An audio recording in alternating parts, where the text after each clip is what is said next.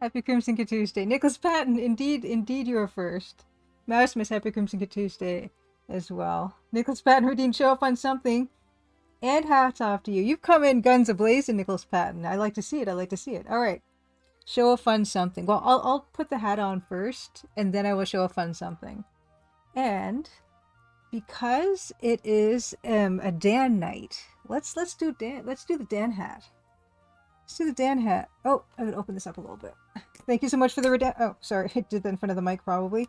Thank you so much for the redemptions. Let's do this. Hair. It's not quite sitting right. That's fine. I'll just take the hair down. Hold on. It's not sitting right. Okay. Happy Crimson Tuesday. Eat with happy Crimson Tuesday. Bill Coon, good evening as well. Yeah, and eating with does make a good point. It depends if you start counting from 0 or 1.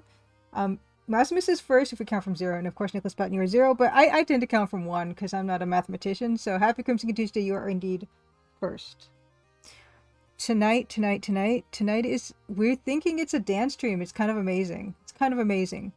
And I was looking through my track list that I have for Dan, and honestly, this might be the last set of tracks that I even need him to polish. I don't know what we're gonna do if Dan is available the rest of the year or the rest of ever until the other game starts up, the sequel to the Crimson Diamond. I don't know. It could be that once he delivers all the tracks that I need, I will need a few more. But I won't know that yet until I get all those other tracks yet, so we'll see. Anyway, says, I came here for the spaghetti pixels and music. Oops, all out of spaghetti. At least there are hats. Plenty of hats. David Alexander, happy Crimson Tuesday. Good to see you. The Deluxe Talk's also happy Crimson Tuesday, and very good to see you. Yeah, we're gonna have a Dan, amazingly. Well, we'll see. Like I said, I try to wear my Dan hat when we have a chance of getting a Dan, to increase my odds of getting a Dan. This hat is a buff to Dan spawn. Anyway, says you can always find more work for Dan. Keep him out of trouble. Yes, keep Dan out of trouble. It's true. That's why we got him to work on this in the first place. He was getting in with a bad crowd. Anyway, you are here. And I can start delivering the developers update relatively early, which is, yeah. I mentioned, oh yeah, alpha. The alpha's imminent, and I've been saying that for the past, I don't know, month. But yeah, it's even closer than it was 3 weeks ago.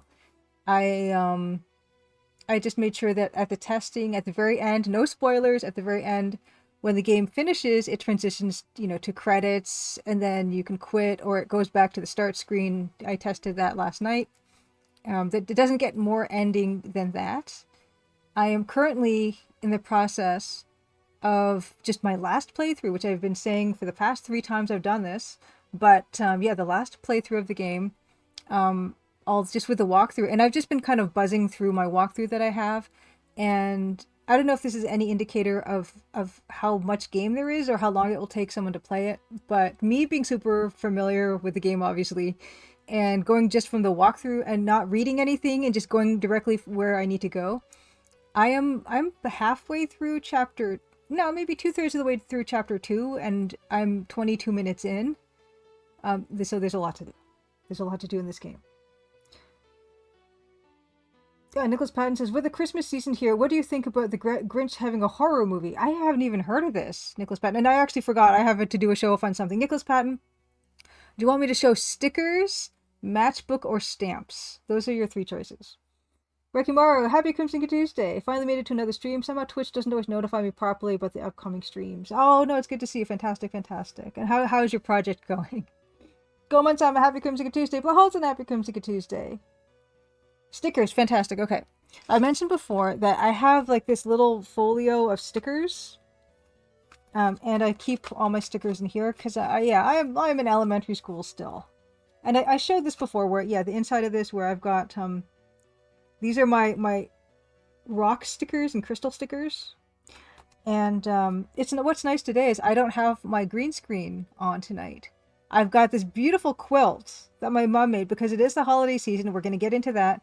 But yeah, it's a bit of a green scream break. Okay, let's take a look at the next page of this. Nicholas Patton says, by the power of stickers, may the Crimson Diamond someday have a fake animation for a trailer in the style of Paper Mario. That would be adorable. It's just called, oh, it's called The Mean One. Oh, that's a pretty good name for a Grinch horror movie. Jim Plays Games, happy Crimson Tuesday, good to see you. I'm glad you're here, Jim Plays Games, because there is something I'm going to be doing tonight that it slightly involves you, where I'm going to be showing some clips that viewers have made over the past year, because today I'm going to show my Twitch recap, and I went through my clips and I downloaded some of the clips, and I'm going to show those tonight, and you made one of the clips, which is kind of nice. Eden Way says, sounds like you have the happy path working well. The beta testers will need to uncover the unhappy paths. Yes, yeah, yeah. There's a few things to get through, and yeah, it's gonna be this week. It's gonna be this week where the alpha version is going to be released to testers, and that's like a huge significant milestone. And I have mixed feelings about that. Okay, here is this. These are 2 sticker sheets actually. I guess I bought 2 of these sheets. And they're cute little like Japanese stickers. Hold on, let's see if I can. So we have like a. Oh, hold on. Let me focus. Of course, this is the perfect time for this to stop focusing. Okay, Rekimara says, I'm working secretly on my adventure game on the side. I'm not telling anyone because I have a lot more official game dev responsibilities now with my current job. Congratulations on current job game dev responsibilities. But also very, very much good luck on your current project, your personal project. You know, we've got some nice little, like, you know, geisha ladies. We've got, like, some samurai. A coat. I don't know. I forgot what these are called. I don't know. Yeah. Anyway. Really adorable stickers. Little demon fellow over here. Jizo statues. Little dog. Yeah. So that's a double page spread of stickers. And I really enjoy these ones. Nice little paper stickers, very colorful. So thank you, Nicholas Patton, for that redemption. Okay. Oh, wow. Nicholas Patton says, Bambi and Peter Pan will also be getting horror movies? Oh, is that the new thing nowadays? Hey, weird. If they can make it interesting, you know. Poor Magpie, good to see you. Happy Crimson Tuesday. Cosmic Void, Crimson Tuesday already? Where's the week on? I know. Yeah, I was a little like, it's like a banjo type of instrument, but I forget what it's called. It's a Japanese banjo. It's got like 3 strings on it, I think. I don't remember. Somebody correct me on that. Okay, apparently made by the same guy who made the Winnie the Pooh horror movie. I didn't know there was one of those either. But that's the dev update. I'm going to show another thing, and I'm going to introduce myself and run the trailer, because, you know, I like doing that out of order. Okay, Shami-san. I was gonna say something like that, but then I was gonna go with Sumima-san or something. I know that's wrong. So Shami-san. Yeah, it's a shamisen. It's like a 3-stringed Japanese banjo. But it's the holiday season, so this is definitely something I'm going to be talking about just about every week until I send the Christmas holiday cards out, which could be any time from now until February, probably. I'm going to try to get them out before February, but, you know, we'll see. Koto for Magpie is like a longer thing. It's like something that lies on its side, and it's got strings, like more strings. It's kind of like, that's like a Japanese harp on its side, kind of. Ricky says, is the cup really that big? No! It is an illusion, because the cup is closer to you guys than me. It is a big cup, but it's not a massive cup, right? I should bring it to an event with me so people can see. It's not a massive cup. It's not comically large, but it is larger than an average mug. Yes, Gary Ankle says, Sumima-san is excuse me, or sorry, yeah, it's Sumima-san is excuse me.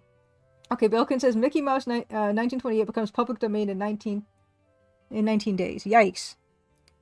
I'm kind of excited about that, but I know that they always fight tooth and nail to extend that. Holiday Patreon pack. This I do every year. I've done this for the past 4 years or so. New $5 tier patrons will get this bonus pack you see before you, which is 3 of the previous year's holiday cards, Crimson Diamond glossy postcard, and a new little sticker. Current $5 patrons, all $5 tier patrons will get the newly designed holiday card, which I did start designing, and one of the stickers. I also have them here. Ooh, no, that's not it. Not that either. Okay, here they are to show. Here are the cards. Oh, come on. Right. These are all the cards you get in the bonus pack.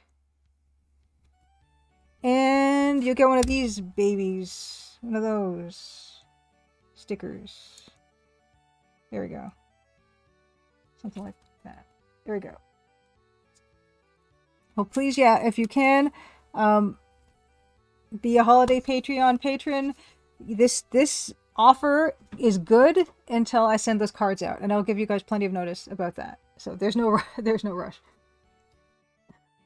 Deledrius, happy Crimson Tuesday. Good to see you. What are you making for dinner?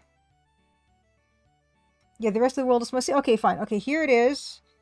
My hand. I don't know. Like so, from finger to. Okay, I don't know. It's not that big. It's not that big.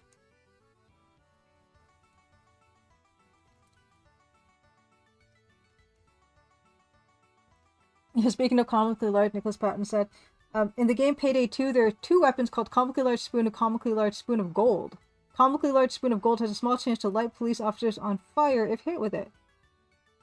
Wow. I like a Comically Large Spoon.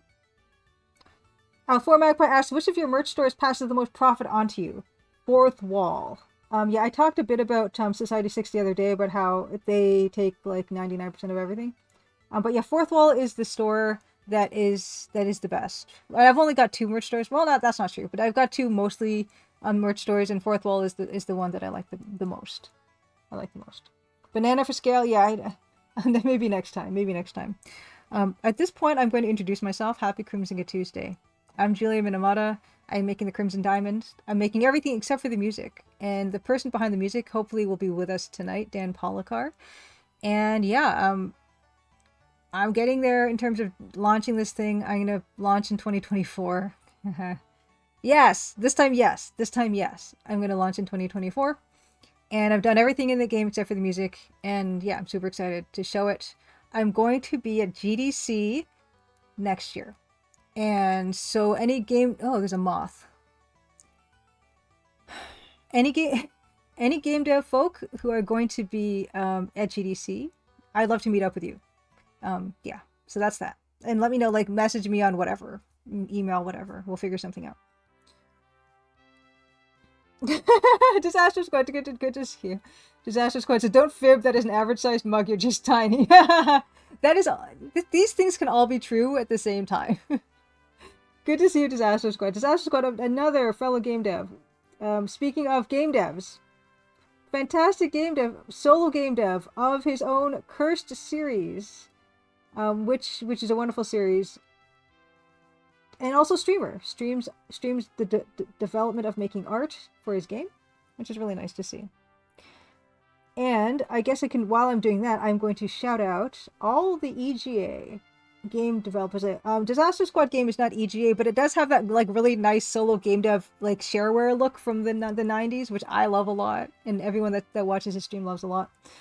But these are the modern EGA text parser adventure creators, a lot of whom are in chat. Cosmic Void is currently making Twilight Oracle, successfully kickstarted.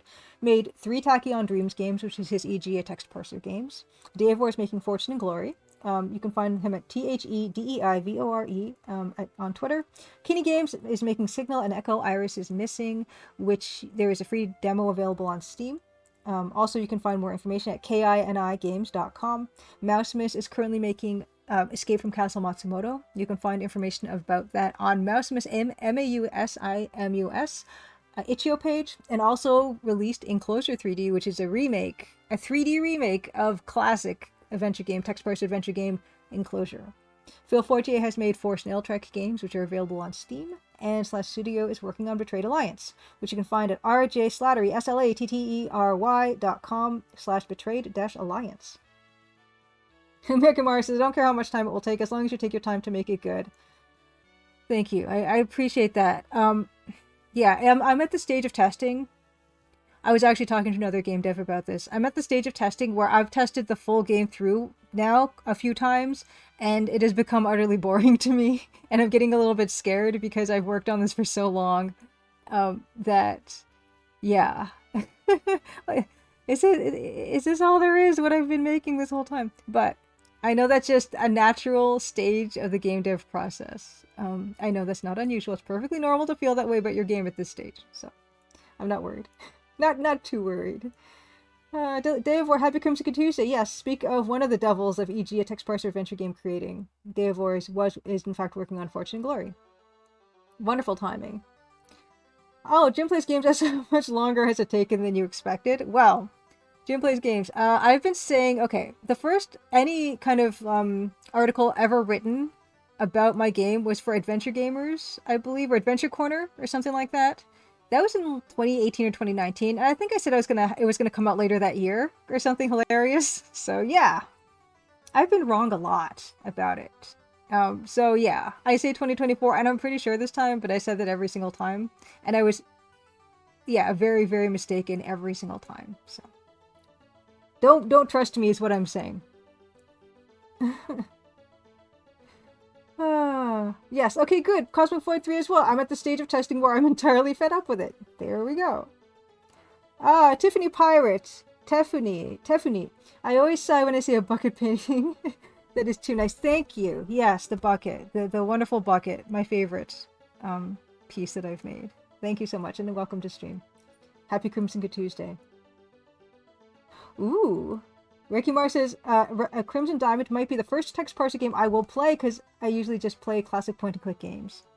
Hopefully you'll enjoy the experience. It's my favorite way of playing an adventure game, so that's why I'm really excited to introduce that to people who have never played that style. And I'll be very curious to see how you feel about it, and please let me know. Oh, thank you, Dave. Hype as heck. For me, thank you. Jim Plays Games also weighs in. The end is the hardest part of it. I was so sick of making my first commercial game. It took way longer than I expected. Yes. Oh yeah, anyway, we need to get some speedrunners to test the Crimson Diamond to ferret out weird bugs. One shot I can document the process. Yeah, I know.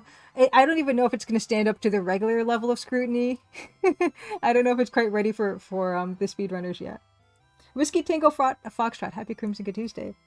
Says, I started working on my game in 2019 and I'm just now getting to the point where I can formally announce it and put it on my Steam page up. Just waiting on a couple more assets from my artists. That's really exciting. If you do want to share, so you haven't put your Steam page up. But yeah, let us know when you do that. I'm always super excited to see devs in chat here because we have a lot of the same feelings with this stuff, and it's just nice to be able to relate that way. Yes, and you know what? Yes, it is all really coming together. Like, honestly, yesterday when I was making the game transition from the final screen to the credits, and then transitioning, like either quitting out of that or going back to the launch page of it, like the launch screen, I was feeling quite emotional about it because it's like it's finished. Like the whole thing is finished completely from beginning to end, and back to the start again. And that felt really good. It did. And of course I'm listening to, dance music, playing over the credits and stuff, and the theme comes on, and it's just like, yeah, that's the feeling I want. And I was just thinking when I was doing that last bit, I want people to feel something when they finish this. Well, we'll see. But knowing that I can have even at this state of being very, very tired of it, I can still have that kind of feeling. I'm hoping that people have some kind of response to it. Oh, Anna, happy Crimson Good Tuesday. Good to see you. Anna, of course, is making the Classic Gamers Guild podcast and also working on Phantom Fellows and Vigu and Paul Corman.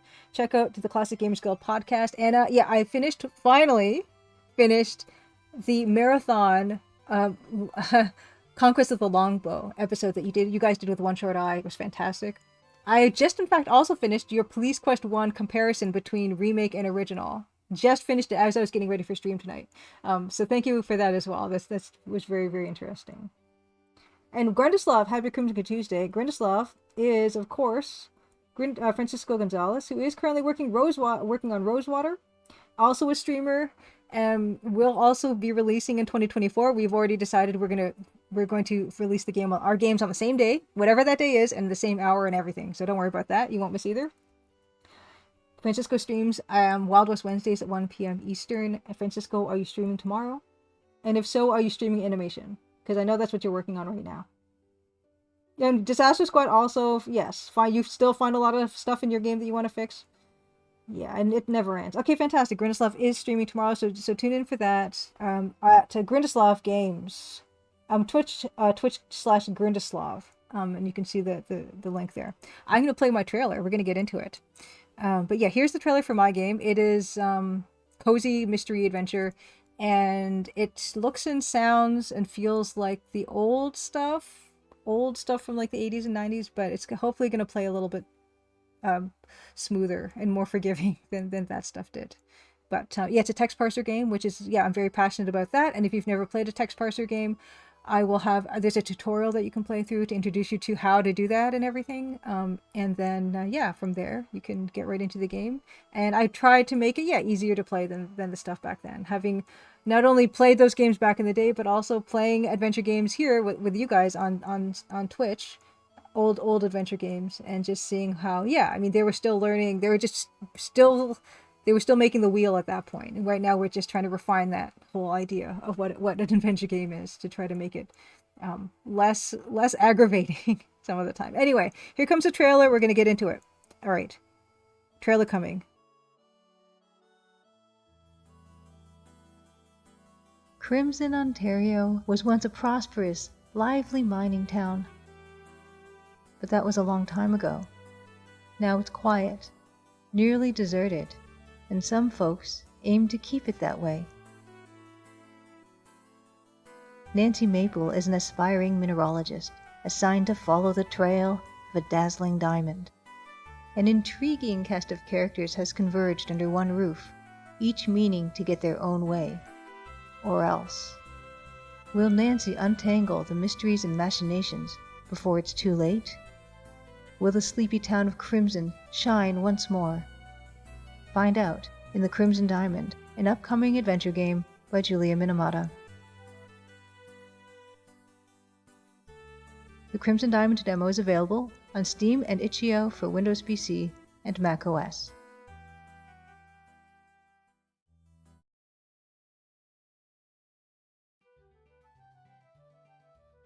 I'm so sorry. I forgot to turn the music off until like 90% through that. So sorry about that. But yeah, it's my first time I'm ever doing this, so yeah. Forgive me. Jim Plays Games says, yes, it is the way we remember these games, those games, rather than how they actually were. Yeah, that's what somebody has been saying, and I'm hoping that as well. Snowy P, happy Crimson Tuesday. Good to see you. Okay, we're going to get into it. First thing, yeah, I mentioned, yeah, so that's the Patreon stuff, holiday pack, all that. Moving on, we're going to go to the next bit, which is my recap, my Twitch recap, which is like really cool that they put all this together. Let's enjoy. Here it is. Okay. My year. Well played. Let's do it. Okay. So, my creator recap. What? Creator recap? This one. Yeah. Okay. I did 59 streams, and that's funny because I stream once a week, and someone on Twitter did, Eric Parkin on Twitter did point this out. Like, how could this possibly be this number? Because first of all, if it's all of my streams from ever since 3 years ago, then it would be a bigger number than 59. But if it's only this year's, then it should be a smaller number than 59 because we only have 52 weeks in the year. But I realized after thinking about it for a little bit that it's because when my stream crashes and I restart again, it counts it as a new stream. That's what happens. Oh, nice. Goldman Sama said, this is one of my most watched streams according to my recap. Fantastic. Benjamin Rivers Incorporated. Hola. Happy Crimson Tuesday. Benjamin Rivers, another fellow game dev, and a Toronto game dev, no less. Let us shout out the Benjamin Rivers. Also streams. And when I mentioned that I was talking to a fellow game dev about being at the stage of my game where I'm utterly bored with it, that's who I was talking to. And yeah, he said it's perfectly normal to feel that way about your game at this stage, where you just have been playing it over and over again, and you feel like this mild terror in your heart that what you're making is very boring, and you spend all this time for nothing. Quick test streams they probably count as well, eating with, but yeah, usually what happens is, yeah, I think it's just when I've crashed. So I've crashed, probably 7 to 10 times. Yes, exactly. Game dev therapy. We all got to look out for look after each other. Exactly. So categories: clips made 40. I'm gonna show you some of the viewer made clips tonight. Top stream reached 105 viewers, which is fantastic. 33,000 chats, and you guys are a chatty lot, and I love it. You guys are the best. Oh, yeah, Grindelsoft feels like that every dang day. Every day. And just how long things take as well. We've really weighed in a lot about that as well in terms of things always, I was going to say usually, but they always take way longer than you expect. Oh yeah. So this was cool. Yeah, I think sometimes I just get really lucky. Like there's been a few times where someone has rated my stream with like 90 people in it or something, which yeah, that's happened maybe once or twice this past year. I guess 33,000 chats sent. My top 5 categories, just chatting as we're doing now. Art. Yes. Yeah, as if Grindelsoft says, as if it's a fact that games take 3 times as long as you think, and Grindelsoft knows what he's talking about because he's made more than a dozen games. Other top categories are, of course, Altered Destiny, Legend of the Sword, and Mortville Manor. Wonderful games. Wonderful games, and I've learned so much from all of them. Top tags, English and Halloween. I don't really tag that much. That's another thing I have to figure out more about Twitch next year, I guess. I should have Twitch New Year's resolutions or something. Emotes. Number 1 was the A Maple Cheer. Second is Maple Wave. And then we have A Maple Bucket is number 3. Then A Maple Fish Head and A Maple Spin. That's our the most used. 405,960 channel points were spent. Which Jim Plays Game says 3 times as long to finish a game is a conservative estimate. Which I also believe, because I feel like I've really blown that out of the water myself. Oh, Dave Boy says Maple Cheer is one of my most used emotes for sure. Oh, and Anna's fave is the little beady-eyed Nancy, which is a newer one, so maybe that's why it's not as used as not on this list. Old School Jay, happy Crimson Tuesday. Good to see you. Good to see you. Now, Old School Jay is another streamer. So fantastic to see. I got to catch your stream the other night. It was really good to see. See you play, and playing. Nice to see you. Was playing in December. Which is something I should have gotten on top of as well, because I've got a lot of people, streamers that we, follow each other, and I love to watch their streams are participating in December, and I'm not doing December, and I'm like, oh, kicking myself now. Another thing I just missed out on. Second Night Cow, happy Crimson Tuesday. Good to see you. Yes, no one uses the Crimson Diamond logo, which I understand because you can't read it. Oh, and Old School Jay says, not too late to get in on December. Tons of retro adventure fans this year. I need to look how to do that, because I was looking at it a little bit, and I kind of don't know. Of course, yeah, shout out, of course. I really enjoyed your stream. It was just, I like it. It's just kind of like, it's laid back, and you're just super personable. I really, really appreciated it. I'd love to watch more of your streams. Built my community. 446 new followers over the past year. That's fantastic. I was actually very surprised by that number. 55 new subscribers, 30 gifted subscriptions, and 9 hype trains. You guys are amazing. Crimson Tuesday is one of my absolute favorite days of the week. Still several weeks of December left. Okay, yeah, I know there's a web page for it and stuff, so I have to do my homework and figure out how to get in on that. And Nicholas Pat, oh, you're one of the new followers. Fantastic. Draft Key, happy Crimson Tuesday. Good to see you. Oh my goodness, Benjamin Rivers. No, I love your streams. You stream the coolest games. I still mention Moonring. I mention it at every opportunity. But yeah, you've shown me a bunch of really cool games when I watch your stream. Raids sent. I've raided 48 times. I've gotten raided 73 times and 87 shoutouts. Cool. Loudest fan. Okay, I love this. My loudest fans in 2023. Goemon-sama, Fractal Mind Mike, Jap Null, Cypher Bloom, Bill Coon, Edenwaith, Anna, CGG, Mousemiss, and Ambrosine. So thank you so much, you guys. Everyone here is always amazing. It's been a completely 100% positive experience for me. It's great. Yay. Thank you for playing. Thank you for watching, everyone. Thank you for being a part of my weekly thing that I do. Yeah, you guys are awesome. All right, so from that, I've got some clips to play for you guys. Just leave that on that one. I've got some clips to play for you guys. and then we will move on to other things. Vilka, and you're chatty, one of the chattiest, was surprised and honored. You are! It's great, it's great. Ditto Goman-sama. Oh, for Magpie, thank you so much for gifting the sub. Oh, thanks. Oh, yay, Benjamin Rivers. You now have the full complement of emotes. And now thank you also for Magpie, because I see I've got my notification showing twice, and I don't know why that is. That's okay. Twice is better than nonce. Or not, nonce is not the right word for that. Nonce means in a minute or in a second. Hey, 31 gifted subs. Thank you for Magpie. I appreciate that. Thank you for goosing those numbers. All right, we're gonna get into clips. These, okay, let's see what I can. Okay. Just if you've asked, oh no, you wait, ask this often, no. but is there any EGA okay, game that's... Sorry, I will start this again. So this clip was taken by Idiocracy, and it's he asked, or they asked, what my favorite EGA game is, which I think a lot of people know if you're a regular here, but here I am explaining that. You've asked, you ask this often, but is there any EGA game that stands out to you as having the most beautiful graphics? Is there a number one? For me, it's Colonel's Bequest. For me, it's Colonel's Bequest. For SCI Zero Engine games, for AGI games, Gold Rush. Those are my stock answers for the best, for the most beautiful. Just if you've asked, you ask this often, but is there any EGA game that stands out to you as having the most beautiful graphics? Is there a number one? For me, it's Colonel's Bequest. For me, it's Colonel's Bequest. For SCI Zero Engine games, for AGI games, Gold Rush. Those are my stock answers for the best, for the most beautiful. Okay, I think I played that twice. Sorry. I should have set that to non-looping. I'm gonna set the next ones to non-looping. Yeah,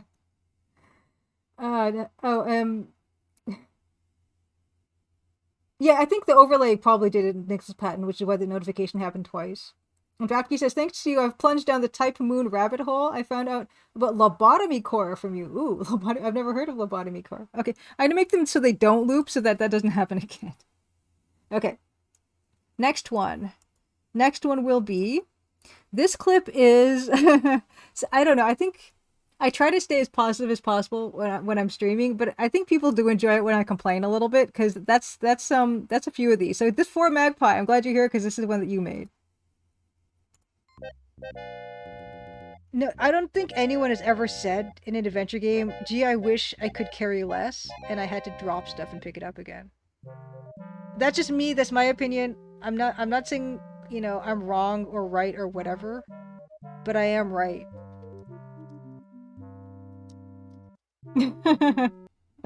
Thank you for that.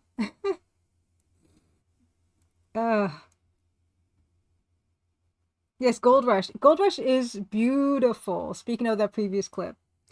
I've never played it, Old School J. I am terrified of that game. What? Okay, friend on here had the world record speed run for a hot minute. Okay. Oh, I thought you said the world record speed run was a minute. When I just glanced at it, that's what I thought it said.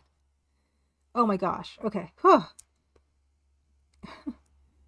Also, Toagia was playing Gold Rush the other night, and I was watching a little bit of that. So if you do want to see someone playing Gold Rush, Toagia was playing it the other day. And in fact, I don't know if I can shout out people who aren't here. Is that something I could do? Shout out to... I can't. No, I can't do that. Anyway, Toagia is currently streaming that, if you follow Toagia. Okay. Next clip. Let's get the next clip out here. This one, okay, this is another one from 4Magpie, which is another one of Julia kind of complaining about something. And this was actually a fairly recent one. So these are not in chronological order. This is fine. It's not the game's fault. Besides the fact that it is, like, the actual... Well, that was fast. This is fine. It's not the game's fault. Besides the fact that it is, like, the actual... Okay, well, I don't know what that was. Maybe that... Anyway, I don't know if that said anything or even, but anyway, maybe that was the wrong one. Short and sweet. Okay, then, okay, because I can't hear them, so I'm just going to take your word for it that you heard it. Oh, what? Someone is... Okay, so Nicholas Patton. So there is someone who has the world record for Alter Destiny, 12 minutes and 31 seconds. Oh, that game is hard. Yes. That was a Disappearing Blocks. Day of War. Okay, next, this one is by Mousemas, this clip. This was the ending of Mortville Manor, which did not want to be finished. That game fought me at every turn. Wooden rod. Place wooden rod in ball. Yeah. That's what I wasn't I doing that? Place that in the ball. In the ball, right? Rod, place ball. Rod, place ball. Right? Okay. Turn. Oh my god, what? You may notice in this clip that that dialogue box doesn't have anything in it. And that's not uncommon. And I mean, most of the time it doesn't happen, but the game is not it's not perfect, which I can say of any game. But yeah, there's certain places where things don't show up like they should. Like there'll be something that's supposed to be on the screen that isn't, and then there's supposed to be a message here and it's not here. Oh wow, episode 1 of Biomutant has been beaten in 12 minutes. Yeah, would you like to? Yes or no? Yeah. So this is what we get in Morpheo Manor. But I was struggling with this particular. I had a walkthrough in front of me, and I was struggling with this puzzle so for about 20 minutes probably, before they actually. And this was literally the last thing you needed to do to finish the game. Special Carl, happy Crimson Tuesday. Yes, a top quality face palm, exactly. Special Carl is Carl Dupre Richer, who is the artist for Betrayed Alliance. You can check out Carl on his Instagram, Blogspot, links there in the Nightbot, and follow him on Twitter. I also did, Carl and I had a lovely talk. You can find that on my YouTube channel as a VOD, where I talked to him about how we both started as illustrators and how we moved into pixel art and all that type of stuff. It's a really good conversation. Yes, this is the You Are Too Curious game. This is that one. And currently Robot Spacer is playing the sequel by the same developer, Lancor Games, called Mau PT Islands.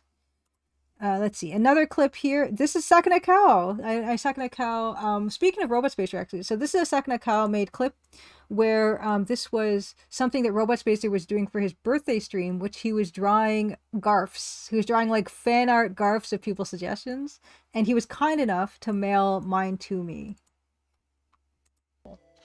And I received my garf in the mail. I'm really excited to share that. Look at this gorgeous garf. This is Nancy Maple Garfield. She's listening to the conversation against that door. And there it is. It's a certified garf, signed and everything. Love it. Love it. Yes.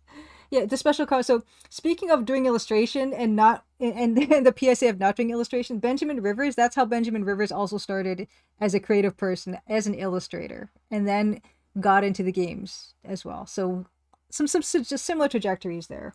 The garf is amazing. The garf is amazing. Okay, next clip.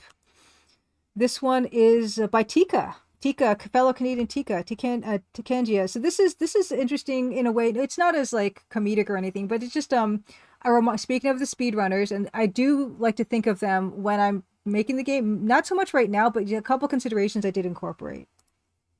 Thing that I did change in deference to what speedrunners like, speaking of speedrunners, is that now you can do this if you want to open the east door. So that's kind of something that I know that people do appreciate. Open west door also works. And open left or right door also works. So open right door. So this is not, again, if you download the current version on Steam, this doesn't work. But it does work on the new version that they will be releasing. It also even goes as so much as if you go up here. So of course that's short for open west door or open left door. So here I even did open southwest door. Ooh, southwest door. Open southeast or south. Open southeast door. So open the starboard door. So there's that. And Beta Human makes a good point. Garf holds the glass to the side of his head despite his ears being on top. I didn't realize that, but that is now my favorite thing about that.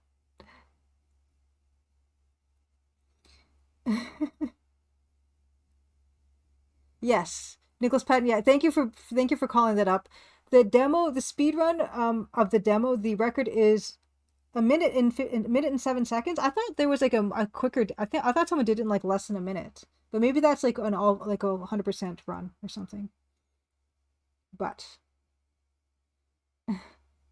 yes, special call. We failed in illustration business, but we thrive as pixel artists. Yes, there are a few of us. There are a few of us around for sure.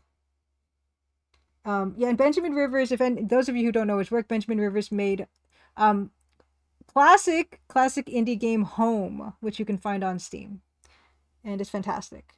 I'm also currently playing Alone with You, which is his second game, and he has a third game, Worse Than Death, all available on Steam. Oh. And yeah, the thing about Robot Spacer's stream was that for his Halloween stream, he actually dressed up as Garfield, and it was amazing. And he made a lasagna and he ate it on stream. It was the best thing I've ever seen. Oh, Benjamin Rivers says, didn't know you did this. That's cool. I'm not sure what you're referring to, Ben. Okay, someone did it in 59 seconds. Okay, yes. Okay. 100%. Okay, 100% is 57 seconds. We have one more clip to show, and then we're gonna, I think, get to work. Wow. Okay. This last clip is by Jim Plays Games. And this was when this was a point redemption that was redeemed for showing an art book. So thank you, Jim Plays Games, for making this clip. Incredibly gifted. Okay, I'll show you one more spread before I give up wrestling this thing.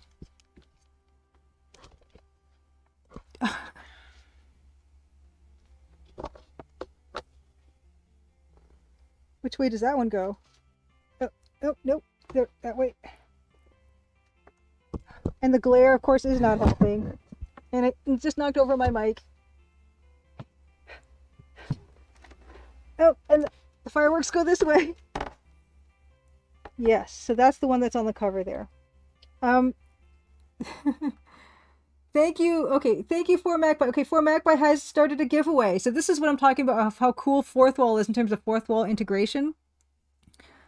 The 4Magpie has started a giveaway. Will you enter, enter, within the next 120 seconds? You have a chance to win a Crimson Diamond logo t-shirt in chat. Enter. Anyone who wants to try to win. Please do that right now. That's awesome. Thank you so much, 4Magpie. I was kind of like debating whether or not I should interrupt the clip, which I should have done actually, because the times are ticking. But yes, please enter. Enter to win 4Magpie's gifted Crimson Diamond logo t-shirt. Any second it's going to be finishing, so please do that. Yes, absolutely. And thank you so much, 4Magpie, for being so awesome. May the odds be in your favor. Yes, please, everyone. I can't even see a counter, so we're gonna go with it. Any second now. Please get your entries in. Enter. Fourth Wall, and they produce these things suspiciously quickly, and they will ship it to you suspiciously quickly. They are amazing for getting stuff in. So thank you. That's amazing. Happy Crimson Tuesday celebrations. I guess this is a good time to also say that, yeah, when I'm not sure when my holiday stream will be. My holiday stream is, I could tell you, I should be able to tell you. Wow, is it next week is my holiday stream? Holy cow, okay. All right, Arabello, congratulations for winning the t-shirt. And that's all that stuff you enter in. You can click that link, or whatever link you get somewhere. And then it will walk you through the entire like store process of getting that out to you and everything. So thank you so much, 4Magpie, for gifting that giveaway, which is a wonderful Twitch integration that Fourth Wall has. And congratulations, Arabello, fantastic for winning that. Amazing. I love it. You guys are the best. You guys are absolutely the best. Okay, looks like, yeah, next week looks like I can't believe it. You guys, Christmas is in like 2 weeks, basically less than 2 weeks. Next week will be my Christmas stream, my holiday stream. I will be doing giveaways as well. I don't know if now I feel like, oh man, I was not planning on doing a Fourth Wall giveaway, but I think I might do a Fourth Wall giveaway, and I'll be giving away some holiday card packs. Let's say, let's feel generous. I'm going to give away 3 holiday card packs next week. Let's show oh, no, don't show the clip again. I will give away 3 of these packs next week on my holiday stream. I will do one fourth wall giveaway of something or other. Yes, I know. Yeah. So if you guys, for those of you who did enter in tonight to win the fourth wall merch, and you didn't win, you have another chance next week. I will be doing a fourth wall giveaway next week. Will I dress up as a reindeer? No, Grinch. I only have my Santa hat, so I'll wear the Santa hat spoilers. I'll probably wear the same dress as I wore last year too. I'm also catching up on notifications, which I've been so bad about. Thank you so much, Jim Plays Games for the sub, Snow AP, 4 Magpie. I think that's everybody. Okay, good. Just catching up. I'm sorry I missed those. I'm really bad at notifications sometimes. Thank you so much for all that, everybody. Okay, is that it? I think that might be it. For showing of stuff. Okay. Oh, let's start the music again. But yes. And then usually what happens is I usually take 2 weeks, the last 2 weeks of the year off. I will be back. Looks like I'll be back the 8th. Oh no, the 9th. I'll be back January the 9th after next week's stream. I like to take a couple weeks off. Mug Monster, happy Crimson Tuesday. Yes, Rudolph the Crimson-Nosed Reindeer. Actually, that's really good. Has a very parser nose. That's really good, yeah. Yeah. I don't know. I don't have a Rudolph the Red-Nosed Reindeer. I should, yeah, do something like that at some point. Very nice, Grindaslav. Okay. We're gonna get into it now. So I think that's it. Oh my gosh, what day is today? Oh my gosh. Okay, good. Crimson Gazette is not happening yet. Oh, I kind of got scared for a second. Okay, Dan has just said, might be a little late, but he's coming. So we're going to have a little bit more time on the art tonight than we were expecting, which is bonus. Let's get into Photoshop for that. Oh, you know what? Before I change my camera, I forgot to open up my references. So I need to do that first, and then I will take you guys to Photoshop, or tell you guys when to shout at me when you don't see Photoshop. But my computer is a little bit slow right now because I try to record at a nice high quality, which means my computer can't do much else besides do that. But I need to get my Ark of the Covenant references out because that's what we were doing. Okay, these two, they're conveniently beside each other. Okay. What makes me wonder how Nancy would look as a reindeer. She would probably be unrecognizable, Nicholas Patton. Yeah, I can't imagine. She doesn't have a lot of features to begin with. Okay, so here we are. This is the Ark of the Covenant box that we've been working on. And now this is your cue to scream if you don't see Photoshop. Okay. And also, like, when I was watching my own trailer and forgetting to turn the music off, I realized that I'm going to probably need a launch trailer at some point, and I'm thinking about Francisco's amazing Rosewater trailer that he just came out with, and I'm jealous because it's so good. Okay, yes, Nancy's hair is pretty signature, so we could do, like the Nancy hair, the crimson nose, and like a yellow ribbon around its neck, and maybe you don't put like other stuff on it. You don't put like those horse skirts that they would put on jousting horses or anything. And green eyes. Yeah, green eyes. Absolutely, Jim Plays Games. Good detail. Disaster Squad says, I've still never made a trailer for any of mine. I should do that someday. Yeah, if you want. I don't... It's one of those things where I can't do it myself, which is why I kind of drag my feet a little bit about making them. Those of us who are super do-it-yourselfers, I know there can be a little bit of resistance to doing that kind of stuff. Special Carl says, if you ever work with SCI Companion, it takes very low memory on your system. Yes, the Special Carl is actually using SCI Companion to make the artwork for Betrayed Alliance, which is, I respect the heck out of that. I just don't know if I could do it myself. I would need like a lesson in that. But I would love to actually learn it. I tried for 5 seconds and then I gave up, which is not nearly enough time for it. I'm just filling in a bit more of the working into this burning part, you know, because I feel like, yeah, there should be some kind of handed dithering going on here for this bit. So right now I'm actually using a mouse. Trailers or something, Grindelwald happily outsources to others. Yeah, I do have any like video editing chops, Grindelwald, because I don't. That's why I had to do my AGS video in one take, because I don't have the first clue about how to do any of that. Yeah, Davor says it's pretty hardcore, but it'd be fun to make a background or two. I had this horrible thought in my head. I should try to stream my first attempt at that, but there's just no way I would do that. Grindelwald says just draw antlers on Nancy for the reindeer version of Nancy. I suppose. Which I already have a character like my gelatin fellow guy. I have that already as a character with horns, so that's a possibility. I'm just trying to break up these vertical lines a little bit, try to just give it a little bit more personality.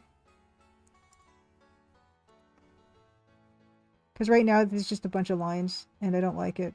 I don't like just lines. And then we're going to get into like incorporating that shadow that we see in the further away reference. And then I think we're going to be nearly done. We're going to be able to move on fairly quickly, I think.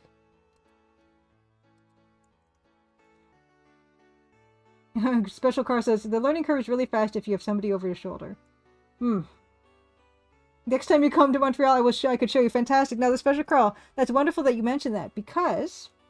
Dan, we can ask Dan about this, and I've been telling Dan, you know, whenever you know for certain if Jean-Paul is going to come through Montreal again, like I would for sure go do and see that again and see Jean-Paul again. So yeah, I mean, I could be coming back to Montreal as early as next summer, because that was really cool to get to like do all that, hang out with the band and get like my own like Team Jean-Paul lanyard and stuff. So I could very well be back around, and I would love to get a tutorial on SCI Companion from the Special Carl, who is a master at it. How many backgrounds you figure you've made to Special Carl in SCI Companion? It's got to be more than 100, right? At this point. Oh, good. I'm glad you guys like the burn effect. I'm kind of just doing it kind of absent-mindedly. Jim plays games. You like the Idol? I like it enough to... I know if it looks a little bit goofy, but I feel like the original looks a little bit goofy, so that's probably okay.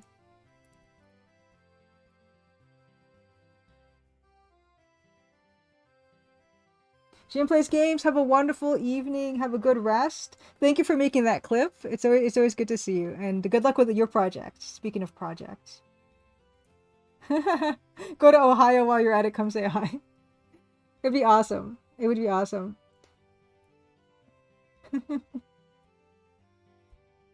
Well, yes, Whiskey Tango Foxtrot. Very, yeah, good eye. So yeah, I mean, I don't know if you were able to identify it from the large close-up, or if you were able to identify it from this version here.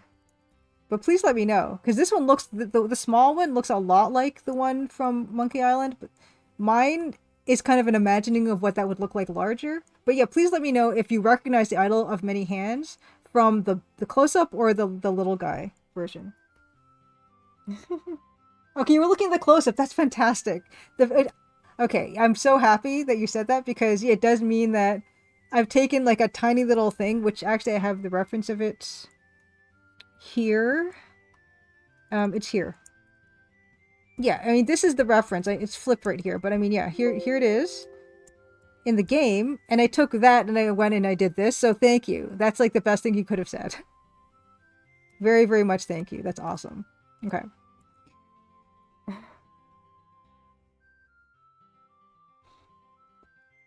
Okay, game project been on a long pause, but hope to get back to it soon. Yeah, take your time. Like, that's the joy of doing this stuff, you know, is get back to it when you have the time and energy. Yeah, I am just, yeah, breaking this up just a wee bit, just the little touches, you know? Where you would kind of, actually, what I should be doing, I'm realizing now, what I should be doing is, yeah, like also taking into account the wood grain and following through with that.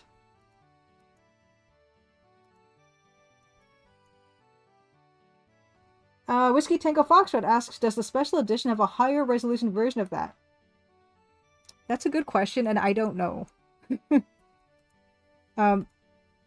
It could do. But yeah, I've only really looked at the EGA versions of things as for my references. Although that would have been a good idea, because for the Rise of the Dragon, I looked at the EGA version and the VGA version, and they both had different amounts of information in them, and they were both equally helpful. I'm just kind of breaking this up a little bit. This part may be a little bit darker. Yes, and see on my Fourth Wall app, it says here that Arabella placed the order. So also I'm very happy that you were able to get through the ordering process, Arabella. And yeah, I'd love to see a photo of that when it's gotten to your door. And let me know if it happens quickly, because I'm telling you that they get stuff shipped, I don't know, so quickly. It's kind of shocking. But yeah, I love the fact that they had give me those notifications. They push them to my phone, and so I know exactly when that happens. And oh, you know what I could do? I could maybe show the other thing. You just generally play the VGA version.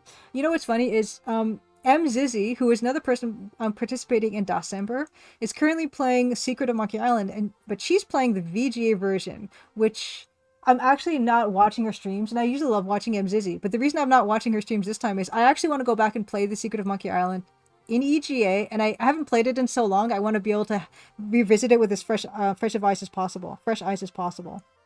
Okay, so let's see. I just want to make sure. I want to show you guys how awesome Fourth Wall is. Okay, yeah, I can show you this part. Okay, let's just switch. Let's switch. I will show you the amazing Twitch integration on this. Okay. Okay. Oh no. Okay.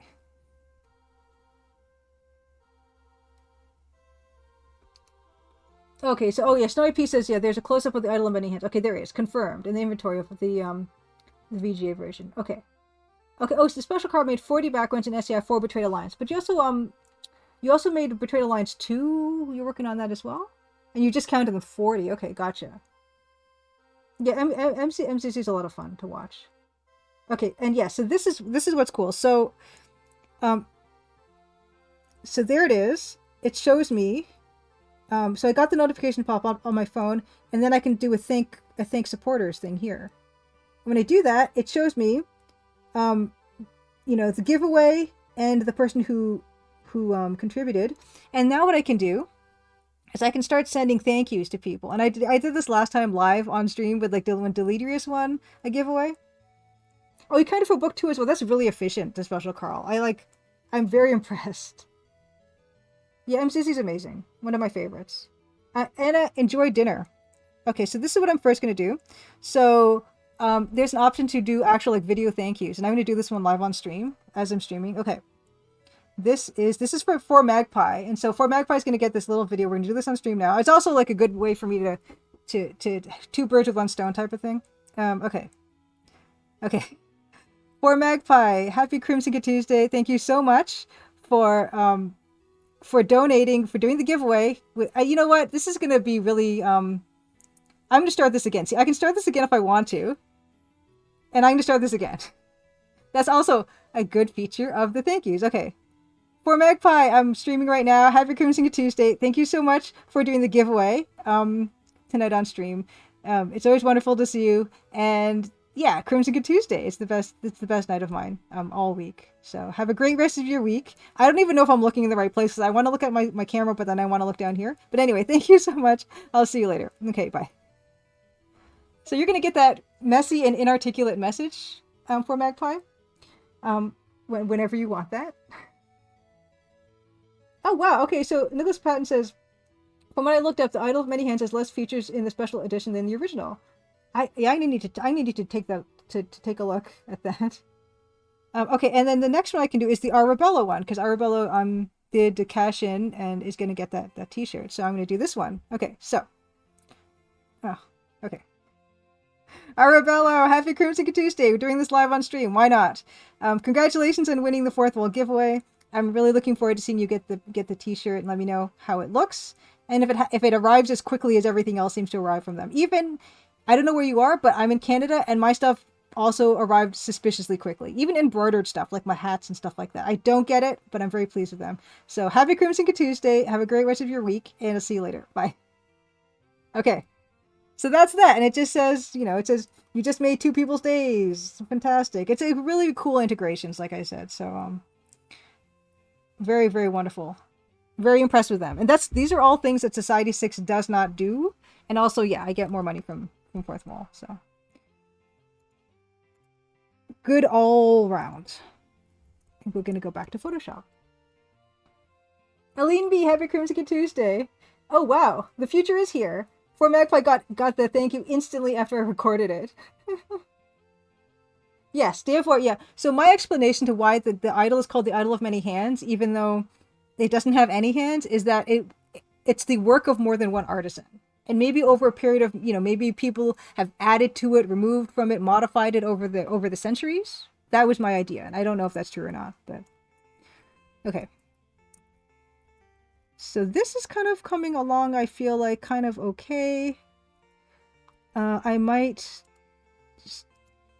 I just am, painting a little bit, taking a little bit away. Thank you. Nicholas Patton whispered me the links to a video showing the Idol of Many Hands along with timestamps. Thank you, thank you, thank you. Appreciate that. I do like to see the comparisons of the EGA art to VGA art. It's always a bit of a curiosity to me. Yeah, I don't like too many of these unbroken lines. So, oops, this one. I don't want that pixel. I wanted that pixel.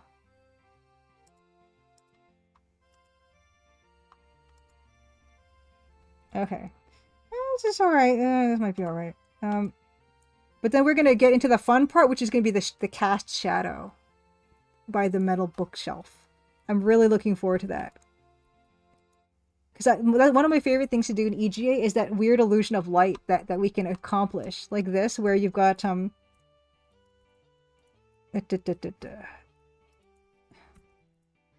you've got like these weird like the shadows like that, these ones. Yeah. I don't know why, but I find them extremely pleasing. See, and Whiskey Tango Foxtrot has another theory saying, I just assumed that a lot of people had stolen the Idol of Many Hands over the years, so it had passed between many hands. Also very good explanation. Oh, and Dave Voice says, I thought it was because every pirate has to steal it on that island.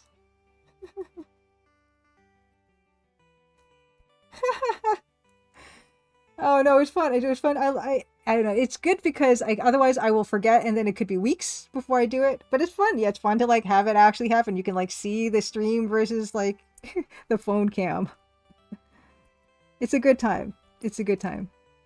And now I don't have to like forget about it. It's done. Okay. So. And maybe like that. I mean, I guess it... Oh, you know what? I feel like... Oh, no.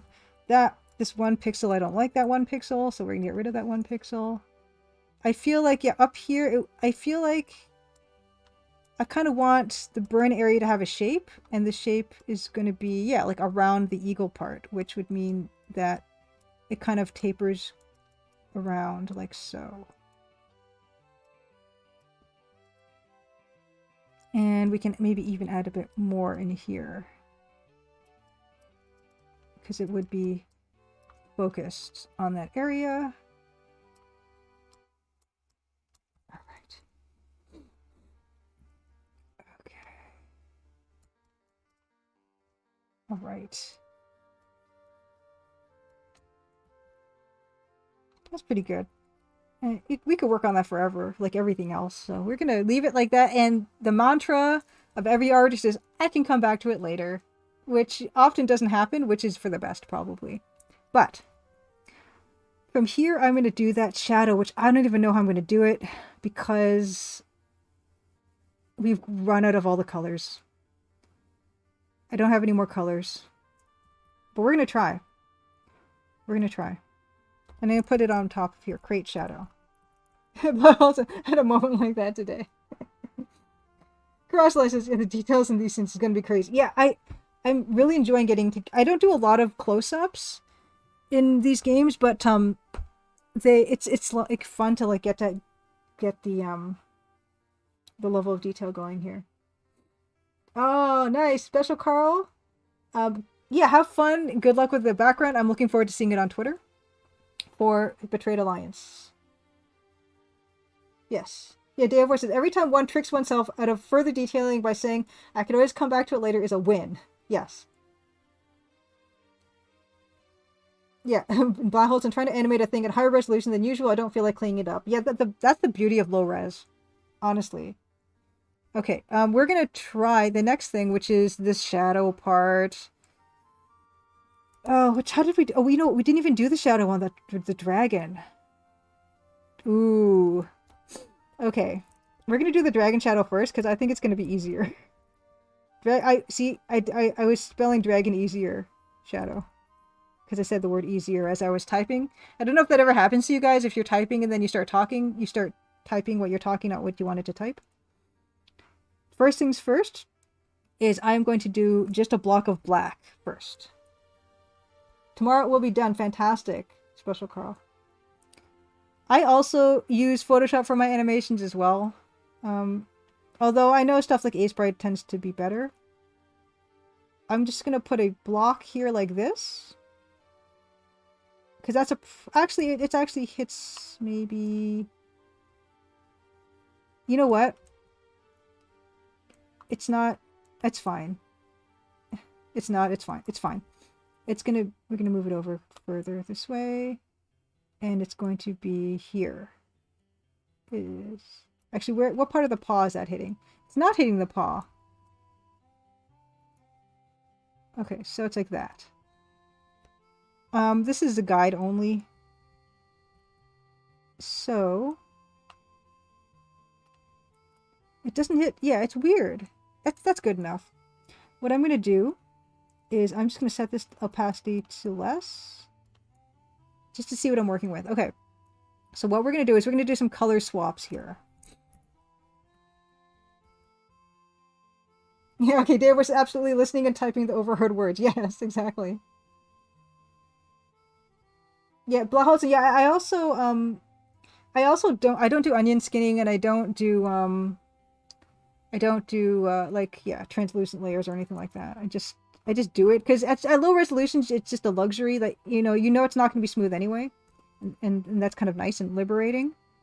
But let's see. So what I'm going to do here is the dark gray I'm going to make black. That's what we're going to do first. So no anti-alias. We were the anti-alias club last week. And sample all layers. And tolerance down to 5. Because I only want this. And to make all that black to begin with. Dragon actual shadow. Oh, Dave War uses how it says hard disagreed. Don't onion skinning for animation so great for low res, but I get it for refs. See, and Dave War has some gorgeous animations in his game, so yeah, I can totally get where you're coming from. Absolutely. And this color is going to be the dark gray. And then I'm going to make the yellow brown. Oh.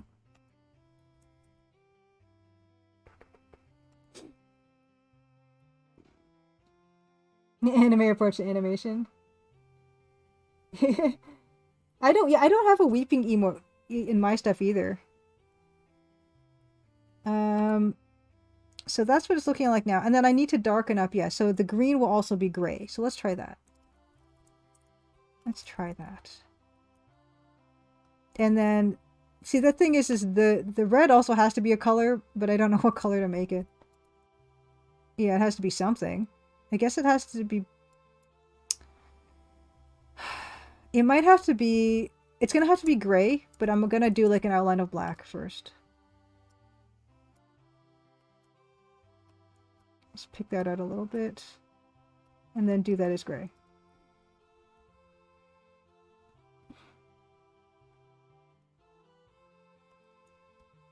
Okay, so there's that, and then this color is going to be gray. And And so that's the kind of this. Oh yeah, and this color, the bright color is going to be just the dark color, the dark purple. Okay.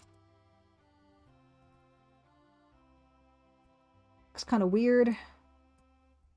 Oops. That looks bizarre. What else can I do for that? Maybe just maybe it's too much. Maybe what I need to do is just dither it back or something, because I'm not buying it. Oh, Draconic Dude, happy Crimson Tuesday! You streak from the shadows. Like it. I like the little Prince of Persia 2 dude too. Oh no, it doesn't. Oh, I didn't even know we could do it italics. Yeah, this is not doing it for me. Maybe what I need to do is, what if I just get rid of the brown? Maybe if I made the brown red or something. Let's try that.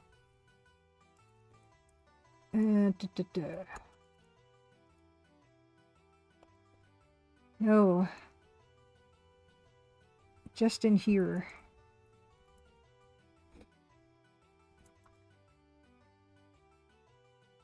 Just in... Oh, nope. Nope. Nope. Actually, the red's not bad. Ooh, ooh. Okay, so it does... Okay, it worked. Okay, how do you guys do... I don't even know how to do that. How do you do italics just in... Huh. Huh. I don't know how to do any of this stuff. That looks weird.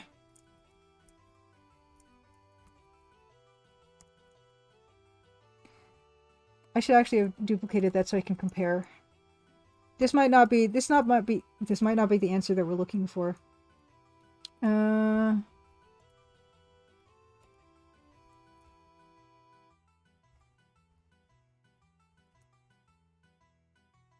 It's too obvious. I might just... It's bizarre. I don't think it's working for me. Okay, you type /ME and what you want to be in italics. Okay. Okay, yeah. Oh, okay, wow, twice the... Okay. You're making a twice the resolution, usual resolution character animation.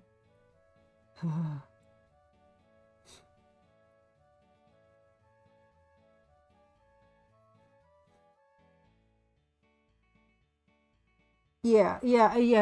Like, I think basically every time you go up, like, resolution, it just, doubles, quadruples the amount of work and frames that you need. Yeah. I'm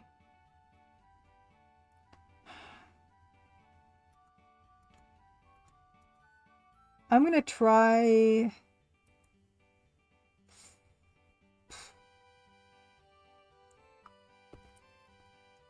Whiskey Tango Foxtrot, so that's why all the animation in my game is keyframe based. Which, yeah, I just do stuff layer by layer. So I'm not sure exactly what keyframe based is, but it sounds better. Because I know what I do. My way is just slow. Barathruben, happy Crimson Tuesday. Says, try making the pattern all red on the neck. I'm not sure what you're looking for. Shading, it just looks off, having part of that red a little bit at the bottom brown. I am trying to make a cast shadow, and it just looks really too solid. You know what it might be? It could be that it's just too solid, because it's a rounded form, so it wouldn't be so solid. So I'm going to make a layer mask, and I'm going to just see about that. That could be what I'm having a problem with. And Devorah says, yeah, some people have flat shading on higher res. Okay, this is true. This is true. Okay, so Whiskey Tango Foxtrot says, keyframe animations when you set off a starting point for something, then set an end point, then have the computer work at all the points in between. Okay, I get that. Like Flash and stuff. I used to do a bit of Flash. Gotcha. Okay. Yeah, that is more efficient. Okay, I'm gonna use this to... I'm gonna do a layer mask, and I'm just gonna hand punch some of this stuff. because I think that might be my problem with it, is that it's just too solid and it's not, doesn't indicate anything. Because I don't know, it could still work, I guess.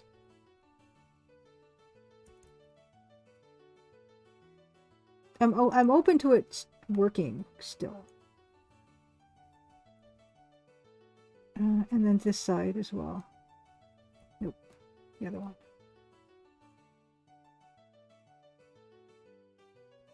Yeah, that's already looking better. Yeah, for Magpie. Someone should make a supercut of all the times Julie said gotcha, gotcha, gotcha. Do I? I've never noticed that I say that. I say that a lot, do I? Alright, alright, alright.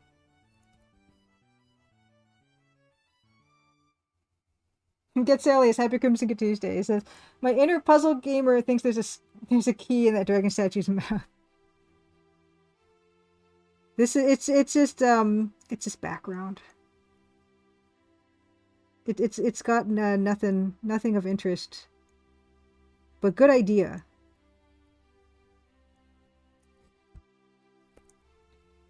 Yeah, exactly. The edge of the shadow should follow the shape a bit more. So yeah, I'll get into that, I think. So like this part would be like less, you know, and then it would maybe more go here, you know. Yeah, I think the breaking up of just the line has been helping a bit, and then I will get into the other stuff. This one. Where, yeah, the shadow would be dragged across.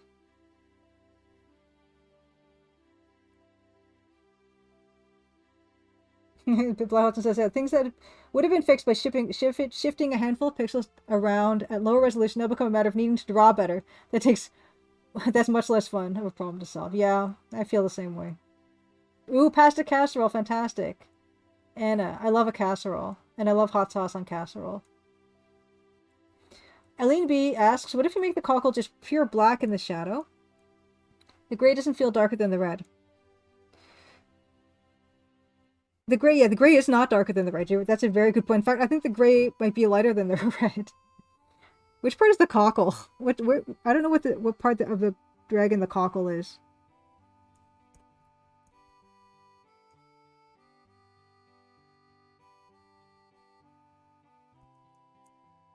Okay, the crest. Okay. Just make it black. It could be that I need to make it just black. But I'm going to take it a step at a time and see where I land with it. After I finish kind of breaking up this whole horrible space. And then kind of trying to model this shadow. Model the shadow to something that is more consistent with the shape that we want. Okay, it does already look. I'm a bit more convinced now. The crest of the thingy. Yeah, let's try that actually. I'll try it now. Where this would just be black, right? Let's do this.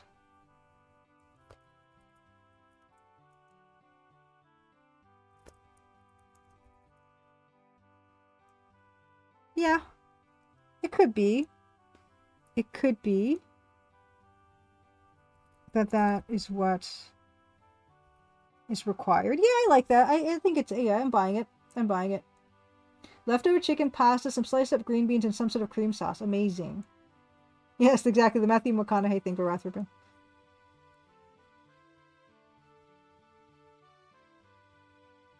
And Anna, yes, please, anyone with a recipe of a favorite casserole? Although I feel like, yeah, casserole is one of those things where it's kind of improvised. So it could be that Anna does not have a recipe.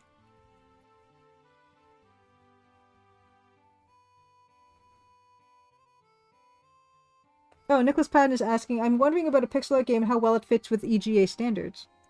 What game are you thinking of? all it would mean is like the thing is when I think of EGA, I think of the default EGA palette, but of course with EGA it could be like a different set of 16 colors, really.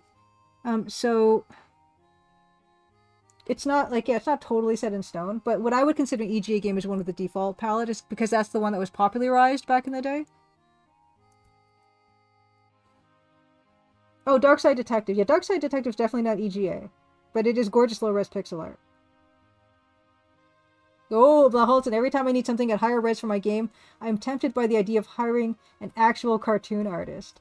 There's a game that I'm really looking forward to.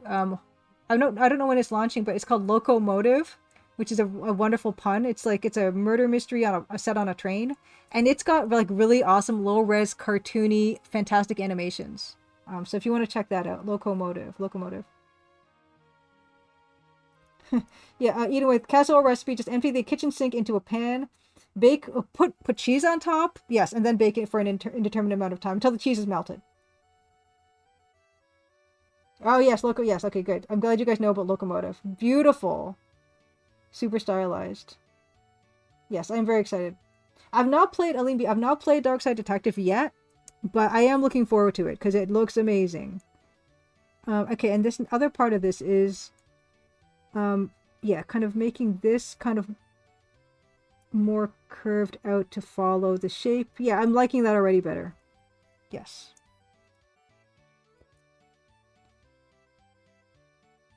I've never done the green bean mushroom casserole myself either. Oh yeah, condensed mushroom soup is a big staple of that type of casserole often. Campbell Kitchen Labs, 1955. Ooh, you 100%ed both of the Darkside Detective games. You're hopeful for a third one in the future. Yeah, it's on my list. See, yeah, I'm liking it better now. I'm liking the shadow is working for me a bit, like a lot better now, actually.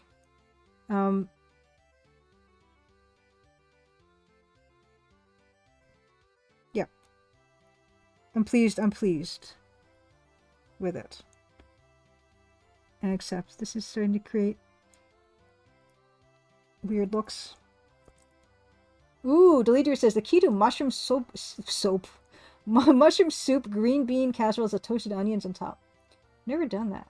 I like when I do green beans, I like to do like pan fried in the oil, pan fried garlic, minced garlic, and that crisps up really nice and it's delicious.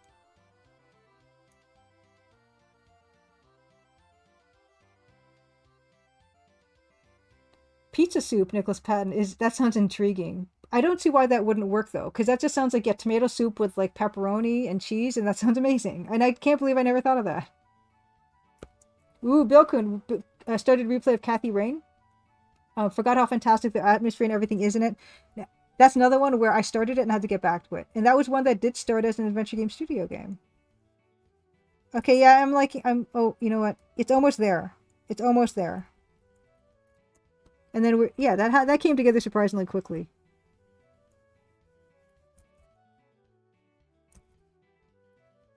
I'm well pleased.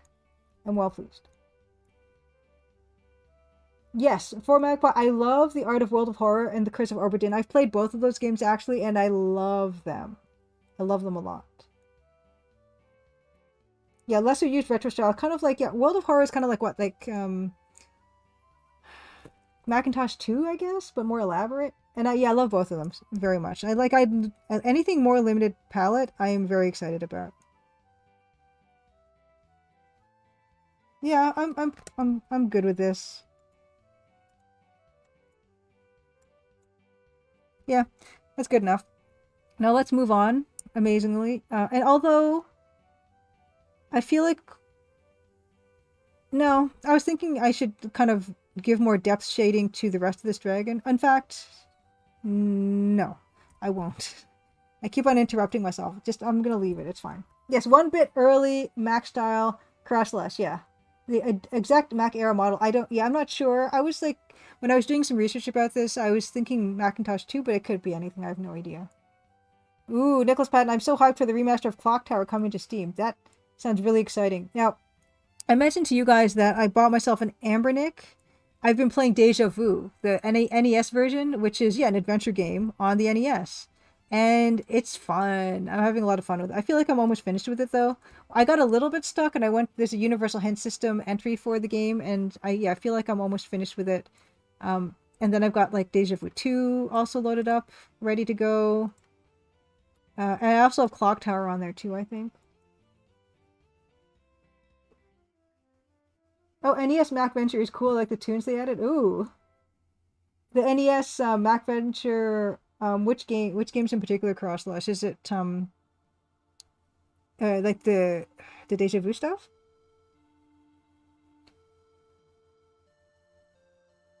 Oh, Eden Way says, looking at the screen on some old Sierra games on my Mac SC, I'm trying to figure out if it truly was 1-bit or if it was grayscale. Perhaps the CRT monitor just bleeds together the white and black pixels to look gray. Eden Way, I think that's probably part of it. Oh yeah, I didn't need a new layer. I just need to start. I started Create Shadow, and then we just I got distracted. Okay, we're gonna do the same thing here, where I'm gonna take this, and I'm gonna just do a rectangle for guidance. Yeah, that's fine. Okay, so crash list is Shadowgate, Deja Vu, Uninvited. Okay. Okay, yes. I also have Deja Vu loaded, Shadowgate loaded up. Uninvited, I don't know if I have that up there. But Foggish Green asks, would you call VGA limited palette, or would you reserve that for like sets of 2 or 3 paints with different colors?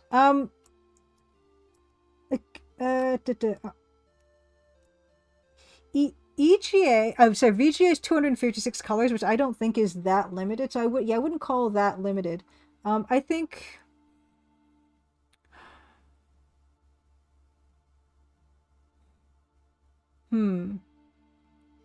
Because another thing, the thing is, it always could be, but my idea of what limited palette is it's not the kind of like mushy look the VGA can have sometimes.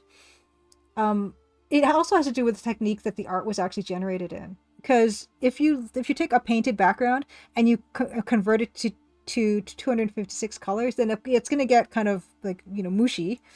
But if you took 256 colors and you actually, like did a paint by numbers almost, then it wouldn't look mushy. And also, if you used a limited amount of colors in different areas, then it would look very clear. So it's a tricky distinction. But VGA, the way it was done back in the day, I would not consider that limited palette. Although it is, right? But, it's all, semantics. I need to resize this. Hold on. Because I'd like to sneak a look at my notifications so I don't miss anything. So that's what that's going to be. And now we got to figure out how we're going to make that happen. I don't know how. Oh, okay, Nicholas Patton says, if you have SNES, you should check out Star Tropics. It's an interesting game where it uses 3 different art styles. I think I've got that on the Ambernick. I will write it down, though, just in case. Star Tropics. Okay. Benjamin Rivers asks, what's the longest you've ever had to take to finish a single illustration? That could be, it could be the exterior. Hold on, let's see if I can find it. I'm just switching cameras, I think. Hold on. I'm gonna double check that I am doing that. Okay, great. Because I need to root through my stuff to find that. It would be the exterior of the Royal Canadian Museum. I'm pretty sure that one took me the longest because it had a lot of angles and architecture going on in it. And where is it? Streaming stuff. It's kind of scary considering how very carefully I backed it up, and I can't find it at all. Where'd it go? Did I call it the ROM? Where is it? It shouldn't really be this hard to find. Is it into Twitch stuff? Yes. Okay, that's the puzzle version of it. I want my actual version. It should be easier to find than this.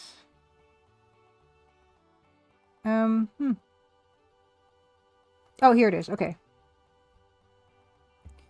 It's not, I don't know. I even feel like I have to go back to this one to fix it. But it took me way longer than I was expecting. First of all, because I was trying to make a lot of architecture happen at this scale, but also the color palette we really wrestled with too, because this is supposed to be like dawn, early morning light, and I was having trouble with that as well. This took this took months. Oh my goodness. And yes, if anybody has any other recommendations for any like adventure type of games from PlayStation 1 to earlier, I can write them down. I want to know recommendations. 100%. And you guys are the best for that.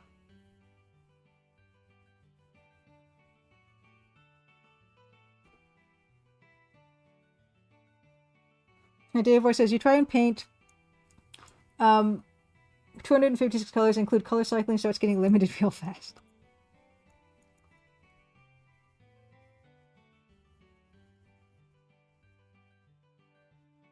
Okay, so Belkin, your brother finished Kathy Rain. He had nothing but great things to say. You recommended to him 3 years ago. It's come full circle.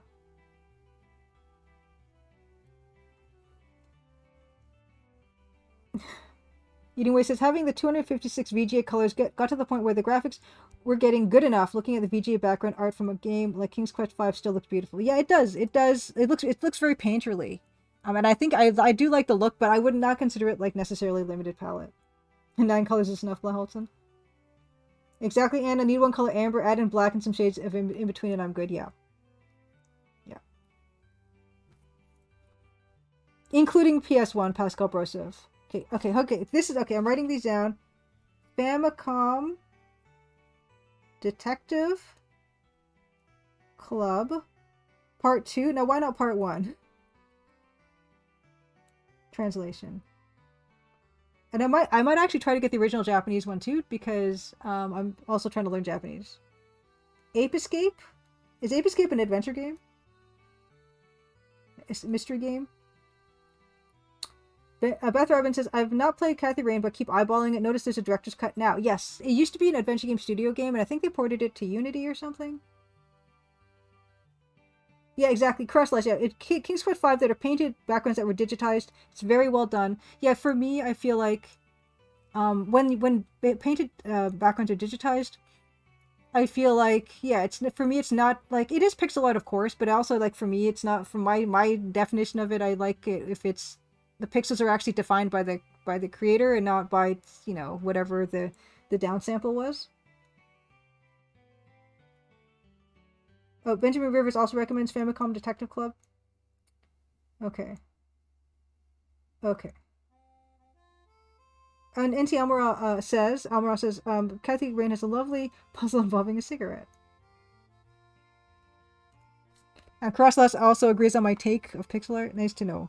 I mean, I'm not totally, you know, committed to that stance, so I could be talked out of it. Okay, so here's what we're looking at. And what I'm going to do is I'm going to do the same thing as I did for the Dragon Shadow. I don't know which, I don't think I have the director's cut if the director's cut of Kathy Rain came out recently. But I heard, yeah, I think some puzzles were changed and maybe some content was added. I feel like I heard that somewhere. We're going to do for this, I'm going to take all of the brown and make it dark gray, and then I'm going to take the red and make it black and see where that leaves us.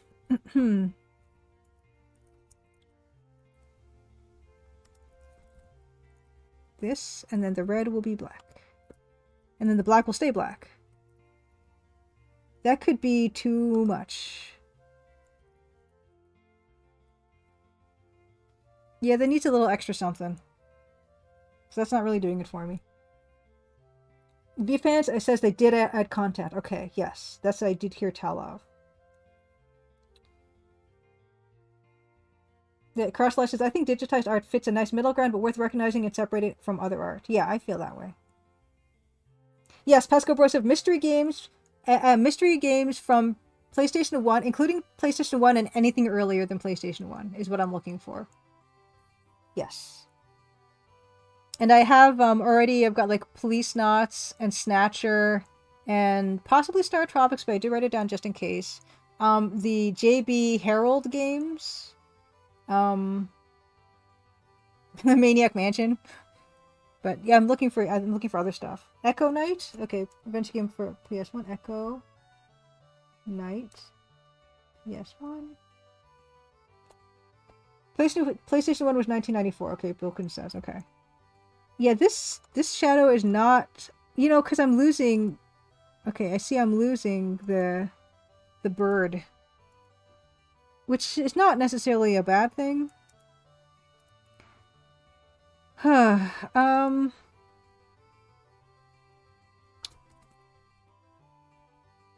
It might be just another thing where I just feather the edges again or something. Yes, Deja Vu, Anti-Elmer, I'm playing Deja Vu right now and I'm having a good time, and I have the other one too loaded up. Disaster Squad. I remember playing Blazing Dragons for PS1. It was not good. Nightshade for NES. Okay, let's try that.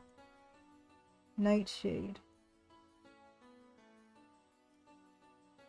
So I was trying to do my own searches, but it's actually surprisingly hard to find anything like with a tag or anything. It's really good. I'm having a lot of fun with it. Okay, Nicholas Patton says, if you enjoy Echo Knight, though it is a horror, there's a Japan exclusive sequel called Echo Knight 2 Nemuri no Shihaisha. Shihaisha.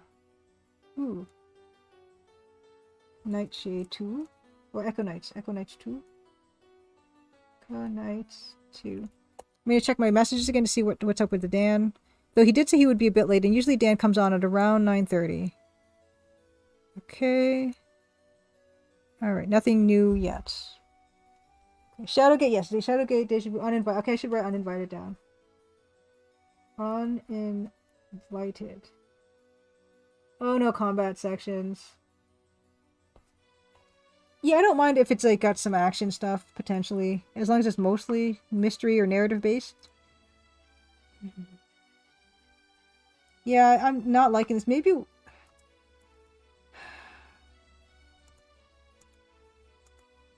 Maybe the gray... Oh, you know what? Why? Okay. The gray has to be black as well. I think that's what's bothering me right now. Okay. Oh my god, no! No. Okay. Okay. It could be that I need to just dither this one. Or partially. I'll try just breaking it up again the same way. Because that's not working. But it wasn't working on the Dragonite either until I started to break it up a little bit. So let's try that. Alright. Oh no, okay, okay. Dave Voice says, honestly, you might have more fun watching Nightshade. The combat is brutal. Oh, and I'm pretty sure Hungry Goria did that at one point. Unless, I'm assuming Hungry Goria is HG, or I could be wrong. But Hungry Goria, another awesome streamer, Canadian. Fellow Canadian. Okay, indeed. Okay, good. Yeah, let's just hand dither this.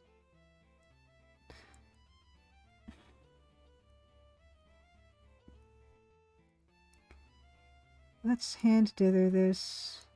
There, there. One-Eyed Freetbot! Happy Crimson Tuesday! Good to see you! What have you been up to tonight? Thank you so much for the raid. One-Eyed Freakbot. One-Eyed Freakbot. Shout out One-Eyed Freakbot. One. Oh. One. Oh no. Where'd it go? Big O? Okay, there it is. Okay. Yay! Here's the shout out. Hey, good to see you. How you been doing? Yes, and Clock Tower as well. I'm pretty sure I have that. I'm going to write it down just in case. Clock Tower. Oh, Pink Panther Hocus Pocus Pink? Pink Panther Hocus Pocus. There's a Scooby-Doo one that looks really good. Like, it's called Creepy Capers or something. I have got that one. Okay. Big O, showtime! I am trying to convince myself... I'm trying to convince myself that this is gonna work. This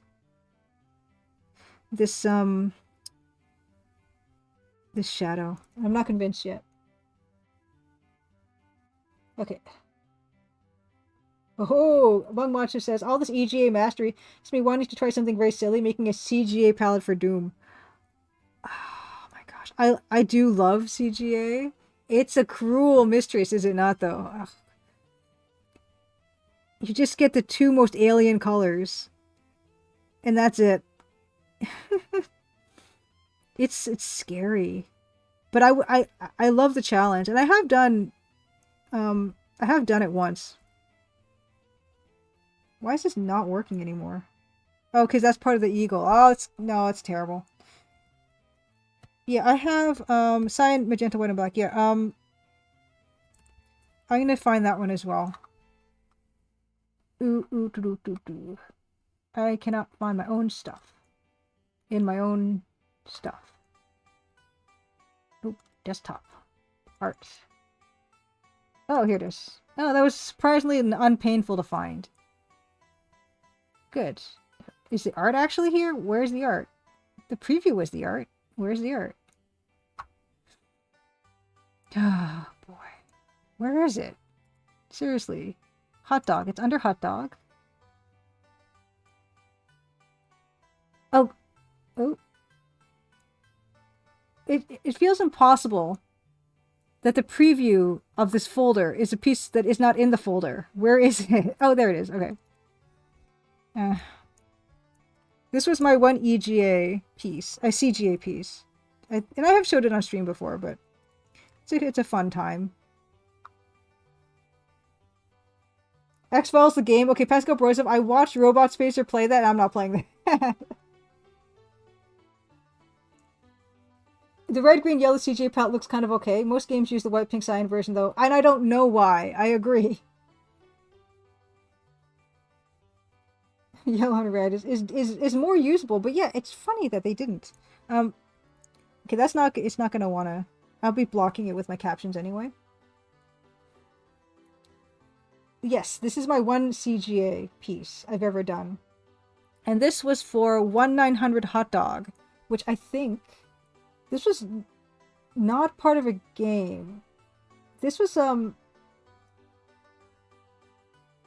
It's, yes, How to Goodbye Dringle Drangle. Yeah, okay, so this does require some explanation. This was a piece I did for 1/900 Hot Dog. They are a Patreon-backed humor site where they have articles every day of the week, and they're amazing. They have free articles that you can read as well as the paid stuff. They also have a podcast, which is amazing as well. And yeah, this is busy because this was for their 7th-month anniversary of their site, I think, having launched, and this was a compendium of 25 of their most popular articles, or their favorite 1/900 Hot Dog articles. And I don't remember all of them now, but I will take you for a little tour of this piece because I am very pleased with it. I'm going to take a yellow. Oh, I'll take a yellow. A mustard yellow. Okay, that stands out enough. Well, that's a really unflattering color. I'm not going to use it. Okay, this color. Okay. So, Guardians of the Hood. Yes, that One-Eyed Freakbot, that's why that's here. Yes, exactly. Eileen B. Sean Baby. Sean Baby from the internet. Famous from the internet. This was, yeah, so it's Robert Brockway, Sean Baby, Jason Parge, and a bunch of those guys. And the articles are really, really good.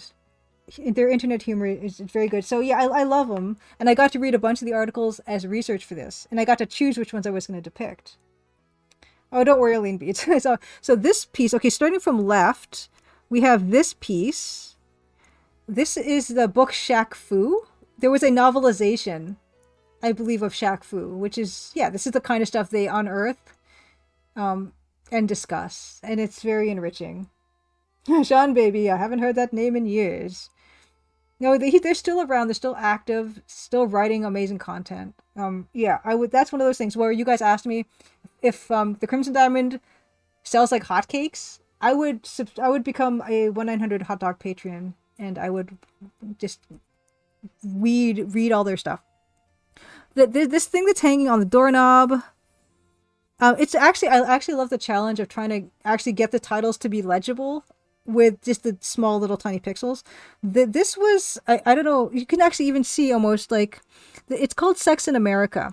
And you can see, like, it almost looks like you can see the route and the highway signs on that as well. I'm kind of pleased with that.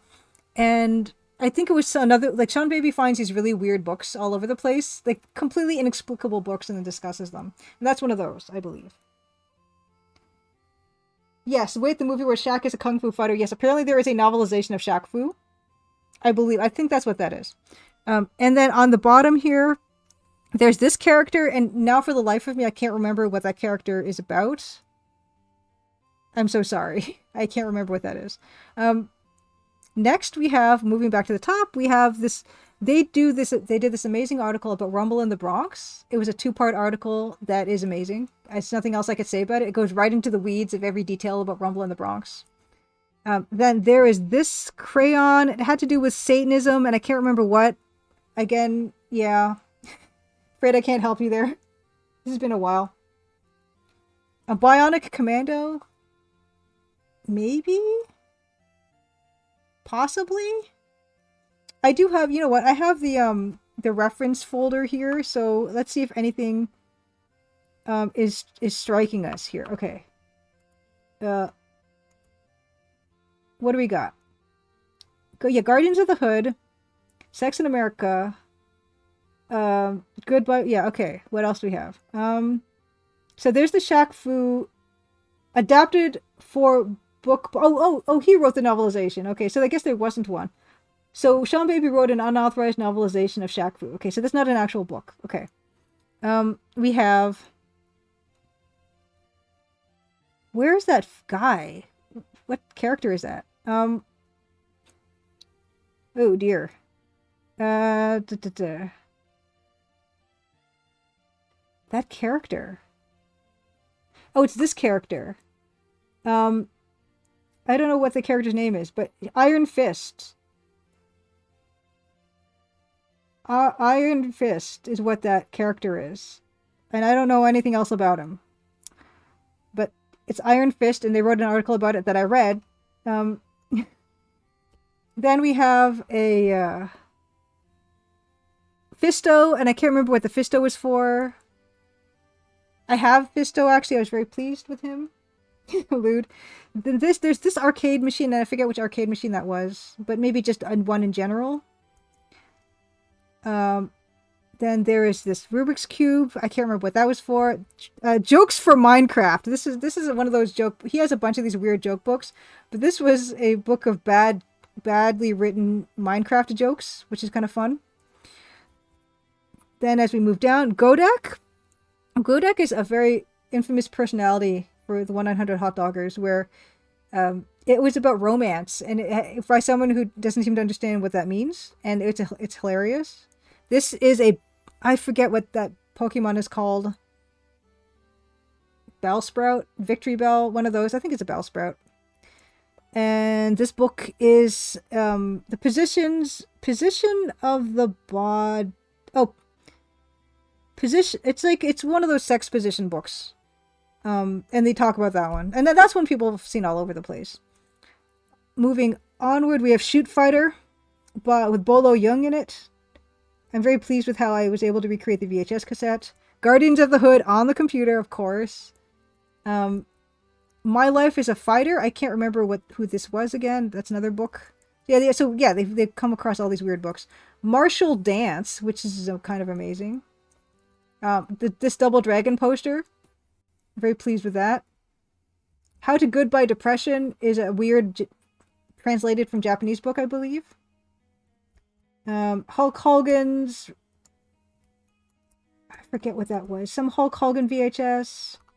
There's Harvey Birdman, I think. Popsicle Pete.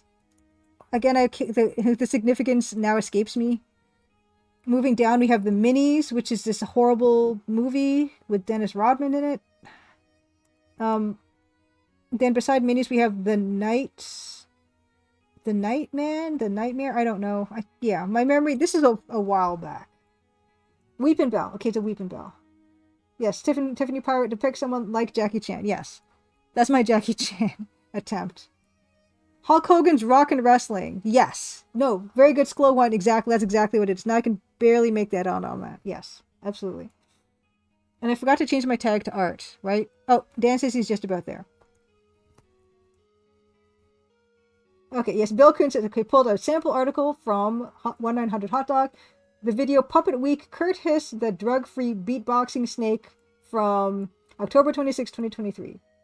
It's just really joyful. Anyway, that's my one CGA piece. But what I love about CGA is how beautiful the dithering looks. Look at this dithering. Like, look at the way the cyan and the magenta actually play really well in the distance to make that kind of purple, sedate purple color. Yeah, I gotta say, there's something about this palette because it's almost kind of like the black and white, but with a little bit of extra, and I do find that quite nice. Anyway, shut that. I'll just minimize that in case I want to pull that up again. Yeah, the dithering on that palette. Oh, you have a double dragon. Nice, Tiffany Pirate. My first exposure to Double Dragon was the DOS port of it. I feel like something is...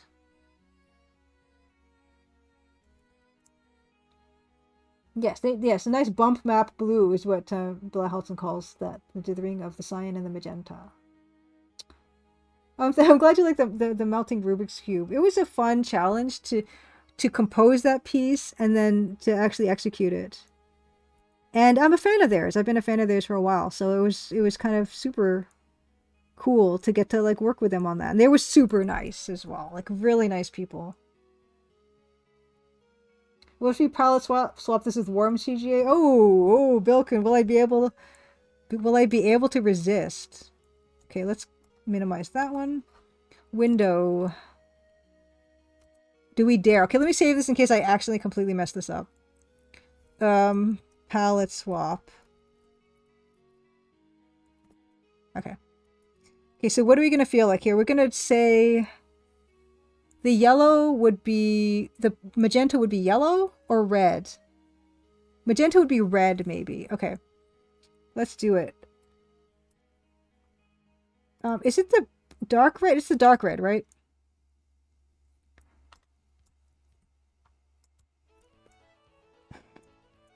Okay, I can't help myself.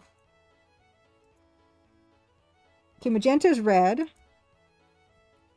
Is it that color red or is it the bright red?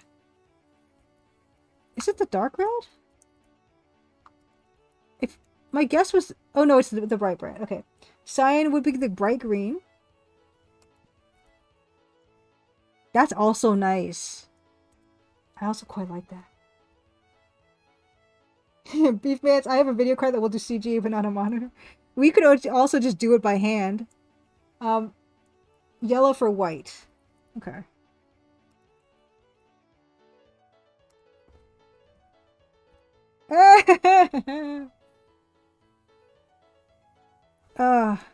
That's fun.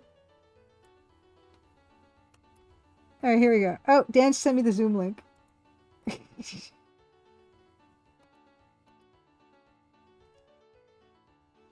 That's great.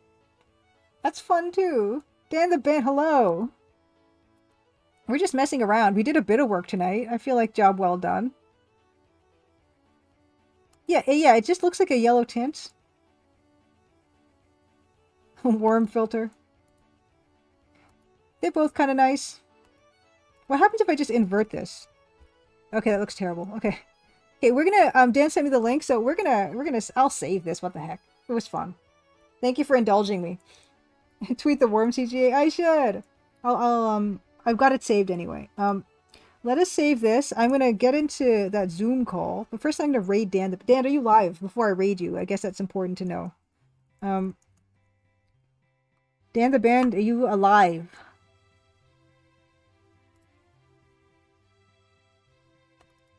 Or can anyone else confirm that Dan is alive? Oh, I don't want to save that. Oops. That's not what I wanted to do at all. That's not what I wanted to do at all. No. Dan is live. Okay, confirmed a living Dan. Cool. Okay, let me just save this out and I will join you. First raid you and then join you over there on Dan the Band's channel, which... Did I update that yet? Did I update your links, Dan? Did I? I did. Yeah, you can give Dan a follow on his Twitch there, but we're gonna go there right now. We're gonna raid, and then I'm gonna head over there as fast as I can. See you guys over there shortly. We're gonna work on some music. Honestly, Dan, the last tracks that I have for you to polish. So I don't know what we're gonna do after that, but we'll figure it out. Okay, setting that up to raid. If you've not been here for one of a Dan stream, you're in for a treat. Oh, I think you will be. Who knows what Dan will be up to this week? But usually we do get some good work done. What happens if we play the Crimson Diamond theme backwards? There are hidden messages, perhaps the sound of cormorants. It would probably sound like cormorants. They kind of go, eh. They don't actually, not pretty sounding bird. Kind of croak and I think. Oh, what am I celebrating? What are we celebrating? Did I miss something to celebrate? Thank you again so much, everyone, for the follows and the subs. Thank you again for Magma for doing the giveaway. That was fantastic. I'm going to let this timer run down. And yeah, we'll figure it all out from there. Next week is a holiday stream, but don't go away. There's more tonight to come tonight. Dan is going to look for a piece that I think is a missing track, because I don't have a timestamp for it. Julie doing Cormorant Call as epic as Carl Sagan trying to sing whale songs. I'm pretty sure that's what they sound like. Arbello, congratulations on your giveaway win. All right. Okay, this is going. I'm gonna let it run down. See you guys over there. All right.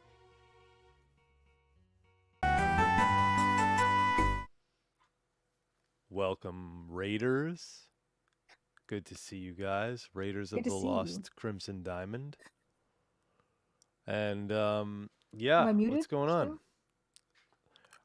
I see my Twitch recap just dropped. Woo!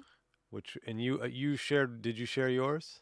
I did indeed. Nice. I did. It was a good year. It was a good year. As soon as I figure out how to do that, I'll share mine. I'll be happy to share it. I figured out how to get it onto my Instagram page, but that was about it. Oh boy! Wow, that's more than I did. I couldn't figure that out. Oh really? No. Oh, here we go. Press start. Oh, can you just do something? Yeah, I just shared my browser page. Let me just show it off. There we go. Oh, okay. Yeah, awesome. Yeah. Categories 2, typical, right? I only did 10 streams. That doesn't seem like a lot. You were busy. 364 hours watched seems like a lot. But hold on. I'll compare my stats because I feel like I watched it was like that's 36 hours per stream. No, I think it's from people who watched you, right? Right. No, but I'm saying that's that's oh, I see what you're saying. Yeah. Okay. Like that is a lot to me. I don't know. Right. Where's Julia? I agree. Oh, there she is. What? I disappeared you for a second. I pulled a David Blaine. Let's see. Don't want that. Cool. So I'll jump back to our other split here. Woo. And let's see.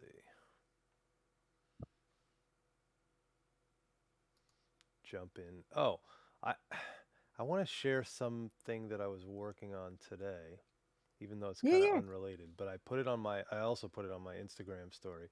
Yeah, I think that the X platform for me is like I'm almost done with it. The what? The X platform. What's that? It used to be called Twitter. No, we still call it Twitter. Gotcha. Yeah, I think I'm about finished with it. What happened? What was the straw that broke the camel's back? Nothing. It just doesn't seem useful to me whatsoever. I don't know that it might have been at one point when I started in like 2011 or something, but I don't think it's relevant to what the only thing that is relevant is that for a while the game industry folk prefer Twitter to something like Instagram, which doesn't make a lot of sense. But yeah, anyway, I don't want to cause some kind of flame war or something like that. I'm just saying it doesn't seem to be a useful platform to me personally. Well, let's turn that into something positive. So what's a good social media platform for musicians right now? Okay, so the best one is probably Instagram or TikTok. Okay. And it's somewhere in between those two. Do you have a TikTok? No. Okay. No. I don't know that I'm the best Instagrammer or TikToker. You know what I mean? Because I think it's such a short form Hmm. thing that you do, and then you have to edit video, and I can't even send you videos that I don't have to edit. That's the So thing. Oh yeah, that reminds me. So Dan, the last time Dan streamed was like, I don't know, 2 weeks ago or something. He still hasn't yeah, got me that video yet. So yeah. now, like, it used to be up until now. We've been like, I've been able to post them in chronological order, and This won't be out of now chronological out of order. order. Oh. Yeah. Well, you might as well burn the whole YouTube channel down at this point. Yeah, I'm just gonna stop. I'm not gonna forget Just the alpha. forget It's over. it. We've ruined It's everything by ruined. this point. And Yeah. what did you? Oh, by the way, did you tell everybody? You were showing me some stats that you said the AGS video was like the most viewed Yeah. one of the Yeah. tutorials. Yeah. So I did one original AGS tutorial video like, I don't know, 3 years ago or something nearly. And it has like the most views of anything on my channel by far. It's got like 10,000 views or something. And then yeah, the new one that's come up is, yeah, it's already like the best performing thing on my channel. So I guess people are interested in that, and I might want to do more of that, like after the alpha's done and maybe when the game is launched. Like I didn't get a chance to explain and show how to actually use the text parser in AGS. It's just something I really want to show. Yeah, So I future feel stuff. like that kind of stuff is like, I guess that's the interesting part about doing the social media and content creation is that you find what people are interested in, which Mhm. is not necessarily what you thought they would be interested in Yes, or what you exactly. planned on them being interested in. And then you have to make more content towards that audience. I mean, in theory, that's what you're supposed to do to grow. So I haven't really pushed that, although I'm not opposed to it. I just haven't got there yet. Maybe I don't have the time or whatever to commit to it right now, but I don't know. I think there is a lot of value. And like you can see some of the people in the chat. I mean, Hmm. some of the developers in the chat have had some like viral moments with various posts Hmm. on platforms Hmm. we don't talk about or whatever. I call it, it's just Twitter. It's just Yeah, Twitter, Twitter. Yeah. Um, like the 3D engine for all the Sierra games and the remakes. That was Mousemas, right? Oh, yeah, the Enclosure 3D. So the Is remake that of what it's called? Enclosure. Yeah. Yeah. Yeah. So I mean, you know. Anyway, I wanted to share something that I posted to my Instagram today, and I've been kind of sharing music that's not out yet, but also in a format that at least gets deleted after 24 hours. And if somebody really wants to copy it, they could, but I'm not posting all of it. I'm cleverly leaving out things that are kind of essential to it. So whatever, it doesn't matter. So let's switch over. There we go. So yeah, give us some background for this. So, like, what is this for, and like, I how long can't did it really take give you? you And too okay, much you can't. Okay, never background. mind. It's not NDA or anything like that, but Mm. um I'm hoping to get it to an artist that you would have heard of. Put it Oh. that way. That's the best way to do it. So this is just something I was working on this morning, and Ooh. um trying to think if there's any other real background to it. There's more to the background story, but it's not really I don't know if I can share much of it. Okay, that's fine. You can Yeah. be as vague as you want. Sorry about that. I know it's like, A music for what the somebody, hell is this hopefully. guy talking about? you know?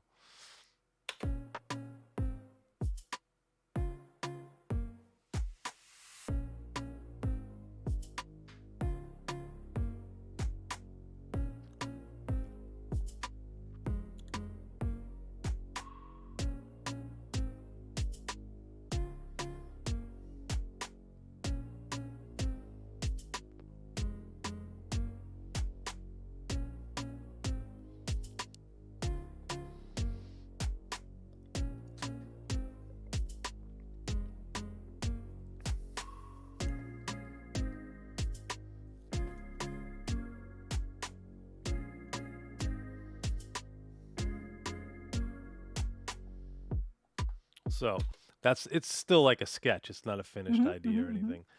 Now, it doesn't make a whole lot of sense as an instrumental. Mm-hmm, mm-hmm.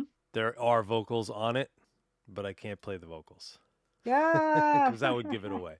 But, Oh my goodness. we can Okay, so revisit how it. the vocals are not by the person though, are they? Or are they? No, these are vocals sung by the writer, Okay. but So not how no. so how would it be that we could tell who it would be for if we heard the track, that part of it? How would you what? Tell How who? do yeah, how because you said like if it would give it away if we heard the vocal track. No, it wouldn't give away the artist. It would Okay. give away the song, and I don't really want that I part of it out see. there Gotcha, gotcha, to gotcha. be in space before, the beat is one thing. Like, you can kind of sound like anything. It's not like super unique, but then when you start putting in the words and stuff like that, well, now it gets lyrics and melody is really the only thing technically that's copyrightable anyway. Oh, interesting. Yeah. Yeah, That's yeah, I when guess you do because a of song. okay, Can't gotcha. copyright a chord progression.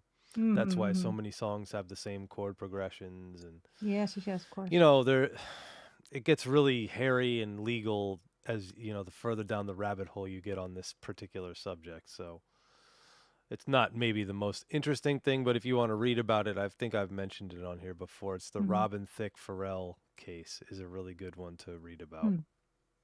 And then you could also read about the Ed Sheeran and the Marvin Gaye estate Mm. case. Those are a couple interesting ones. Didn't Coldplay license a Kraftwerk melody? Could be. Yeah. Yeah. Didn't Sam Smith also come into trouble or something? I mean, it basically it's like a rite of passage. You Hmm. have to it's like it at some point if you're a songwriter or a producer, you're going to get sued, basically is what it boils Oh down to. no. Yeah, it's irritating. Hmm. But usually who they're going after is the record label. But when the songs make a lot of money, it costs Pharrell and Robin Thicke like in the neighborhood of $3 or $4 million each, and Huh. that's a lot of money. Yeah. That's probably more money than a lot of us will, Mm-hmm. you know what I mean? Get our hands on at one point. Well, me Hopefully until not. next year when my game launches, Yeah, then I well, can tell you how hopefully that more feels. than not, but you never Yeah. know. Yeah. Yeah. Accused of stealing, but it read as Janet Jackson and that Gordon Lightfoot. Well, there was even a problem with this is it when Michael Jackson passed away and they put out This Is It, and there was the lead single was a Paul Anka song from the 80s that they Hmm. never properly licensed or whatever credited. So I guess he found out some way and they called him and made it right and it worked out without them having to go to court, but that could have been a big big Hmm. big problem. Right, Queen's Under Pressure in the Vanilla Ice song Ice Ice Baby. The interesting story about that is now Vanilla Ice owns the publishing of Under Pressure. So he makes Oh, money both times. Yeah. So, wow. yeah, and sometimes you get clearance for the sample. Like I have a song that I did the song that I did with Raekwon from the Wu-Tang Clan. I don't know, it probably has the credits on Spotify. Let's see. Ooh. Um nope, no Oh. credits. See, this bugs me. Mm-hmm. So now I don't have credit for the work that I've done, even though if you look it up on Wikipedia, it's there. But I want it to be here. Yeah, what's the song and what's the song called? It's called Visiting Hour Visiting Hour by Raekwon. by Raekwon and Andra Day. Oh, you know what I didn't do? I still have this too big. Hold on. Let's fix this right now. Okay, so everybody can see a little bit better my screen. Hmm. Okay, that's better. Yes. All right. Now hopefully Okay. people can read this. This is the song. I wonder, I don't think there are more credits on Tidal. I think this just doesn't have it properly credited. I'm gonna look it up on the Google. This is the non-explicit version. I didn't know they had that. Oh, I could This probably is see the stream counts as well. So yeah, let's take a look at the stream counts. I bet they're not even in the 100,000s. Oh no, 720,000. Well, it's almost cracked a million. It's not nothing, but it's not. It's I don't know. If you look at it and this is kind of the way you can determine that this is the biggest, most played song on the album, right? 1.6 million. Oh, And okay. So the other one. So this this is other not a one. lot, by the way. 1.6 million streams is not a significant number. That equates to about, before splits, that equates to about $6,000. Your song is like one of the top 4 or 5 on that album. That's really cool. Yeah, 1, 2, 3, 4. Number 4. That's amazing. Yeah, I mean, unfortunately, that's not enough numbers to really like move the needle in terms of you really need to crack 100 million Hmm. streams, which is so that's a big number. Yes, that's a big You number. know, that's a big number. Or even 10 million would be a good start. Um, but yeah, this song, it doesn't show the sample, but maybe we can get it on who sampled. This is an interesting website if you're not aware of it. This will basically tell you the songs that were Hmm. sampled and by, you know, kind of by who. Visiting hour. There we go. So you can see what sample was used here. And there you go. Synthetic Substitution by Melvin Bliss. It's a very popular I got I see the credit now. the sample, yeah. It says visiting hour featuring Andrew Day, producer Dan the Band, and Mally the Martian. Yep. Molly. Yep. Molly. Awesome. There's the sample right there. And then you can hear it in this song. Everything except the drums I played. So Oh. but meanwhile the sample is the sample, so you have to clear the sample, which is like a license fee, and then they additionally get a percentage of the royalties, the publishing. Hmm. Oh yeah, Blauholzen did copy and paste the credit. I've worked with aliens, maybe.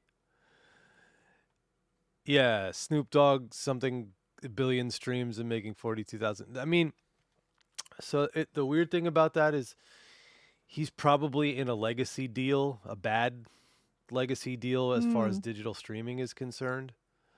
Um, so it's not that his music only made 42,000, it's that he personally only pocketed 42,000, which Mm. is not great for a billion streams. But again, a billion streams pays what?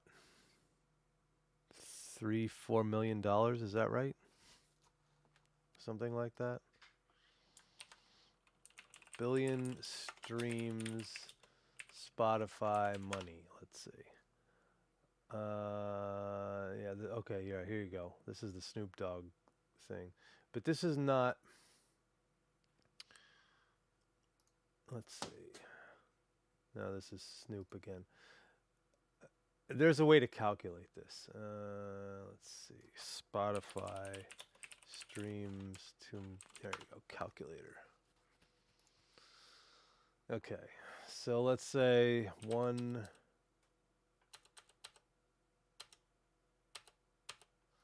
How many is that now? Okay. 0.00000. That's 1 billion, right? So it's 2.4 million. So I wasn't that far off. And this Mm. is assuming you have 100% of the royalties, which is almost Right. zero people have Mhm, that, mhm. especially with the master. Are you looking to increase your royalties? If I'm making 2 point whatever million, then no. Um, yeah, this is before labels, management, distributors take their commission. Right. So everybody's cutting into it. Mhm. So anyway, um, I think I've played this song on here before. Do we risk a mute? Well, we're not monetized anyway, so it's fine. Go for it.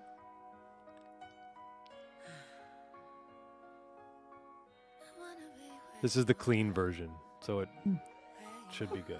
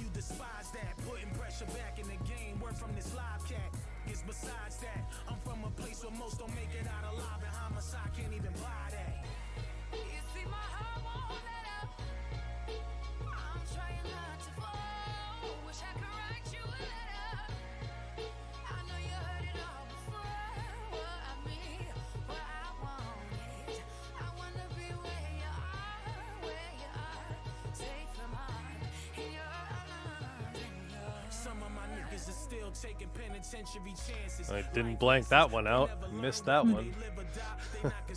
Caught in the system flips, they got mouths to feed. By any means, they got to earn. Who am I to knock them if they cover they faces stocking? Run up in the spots and let the Glock kick. That used to be me, young, ruthless, and carefree. Until I seen the bigger picture, shifting my way of thinking. That 25 to life is real. So is the casket once it closed on you. Words to the youth, it's not a game, cause life will swerve on you. And she's a bitch and could care less about the nerves on you. Take heed to what I'm saying, one day it just might change your life. From poor to rich, living better, fresher and white leather. From out the hand-me-downs, flashing high-priced threads, matching the foreign cars in the driveway. Living that well forever. From me to you, young world, here's my letter. You see my heart won't let up. I'm trying not to fall. Wish I could write you a letter. I know you heard it all before. What I mean, what I want is I wanna be where you are, safe from harm in your arms. I'm coming from a city where they run out. You know I seen it all before. I ain't here to judge you up and down. You know I done it all before. Coming from a city where they run out. You know I seen it all before. I ain't here to judge you up and down. You know I done it all before. All right. Nice. Yeah, so that is Visiting Hour. And it was And written by myself, Molly, Raekwon, I believe Andre Day is credited, and Estelle, if you guys know Estelle. She did that song American Boy. So she was one of the writers on that. wow. Yeah, it's cool. So okay, So you mentioned before when you started playing it that you played all the instruments. So did you actually play the actual physical No, instruments, or did no. so you did them? It's all Yeah, on the keyboard. Yeah, right. for sure. You know what we should do though? Let's switch to this view and let's see if we can call up the mystery video and see if we can Yes. find out what the heck that is. Yes, because I don't have a timestamp, and if we play it on this video that you eventually give me, I will have a timestamp. Because I thought I had it as a different timestamp, but I realized that it was the wrong track. The opening of chapter 4. Yes, so that one is, hold on. Let me check. There is one that's a looping ambient track. Yep. Ambient, gentle. Yes. So that's the one I don't, because it should be. I like your comment there. Yes. Thank you for that. Yes, of course. What is Because yeah, this? the Is this first an one is the advertisement? Yes, it is. Okay. number 33 is one we already kind of have, and I think we've already polished it because we did polish Okay. that fairly recently. But then the second one, number 34, is the ambient one. Yeah, let's see if we can find this mystery. Yeah, if we could find it, track. that'd be really helpful. And even more helpful if I do get some tracks from you and etc. But That would be very helpful. so helpful, right? Okay, let's see here. This is okay. So, oh no, this is the link to Lorabo 2. Right. That's yeah. Yeah. This one, the number 34 does not have a link for it. No, I think it was number 34 does not have a link. No. Ah. So that's the one I'm Okay. like asking about. But it's probably done Okay. around the same time as the number 33. Okay, Like so we I might need have done it on the same to day even. yeah, I need to hide that because it looks like it has information that we should Yes. be hearing. But let me look at it on my phone so I'm the only one who can see it. Okay. Let's see what we have. Let's go to the right folder. There we go. Okay. We do have gentle, sad ambient loop. Yes, that's what I'm looking for. Yes. Okay. Let's take a look at that.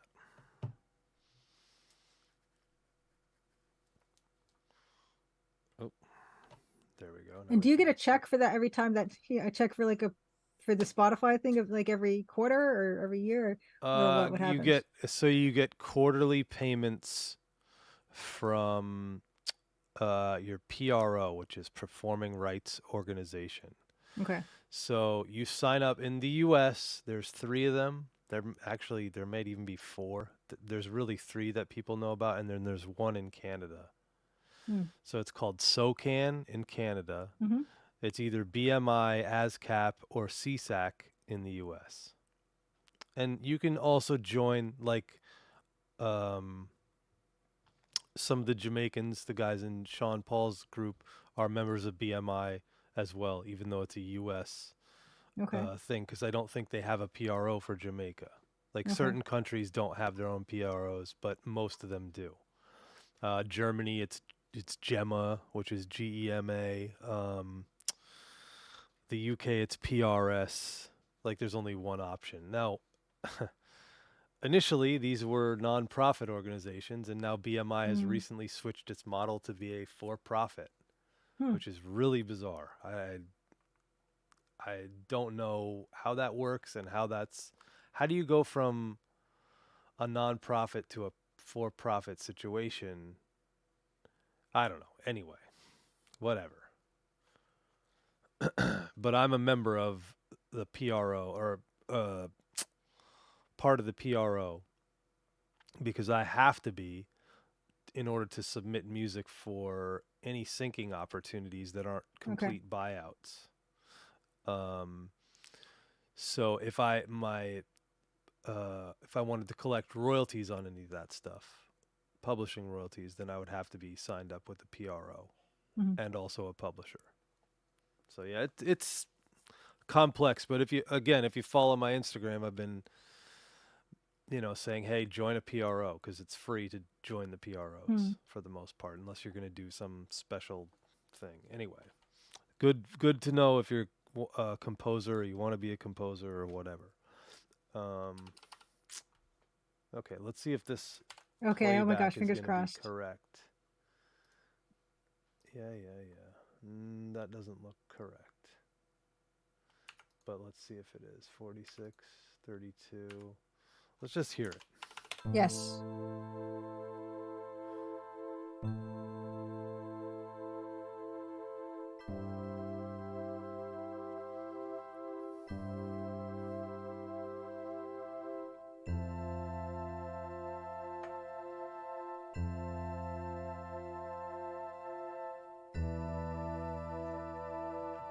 I think it's the right track, but maybe not the right instrument. The one instrument could be incorrect. But yeah, I'm really relieved because it's not. It's the correct one.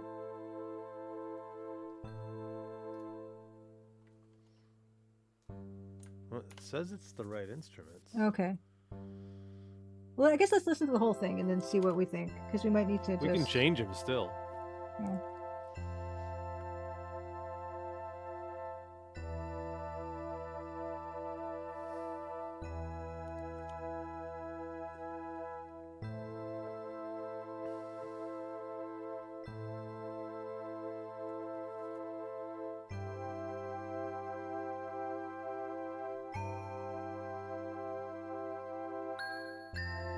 That can't be right.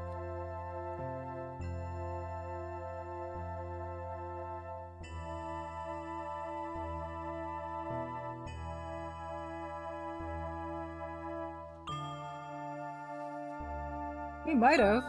I kind of remember that. Can't be right. It's so weird. It doesn't sound very Crimson Diamond to me. That sound. Hmm. I like the way the track sounds. Hmm.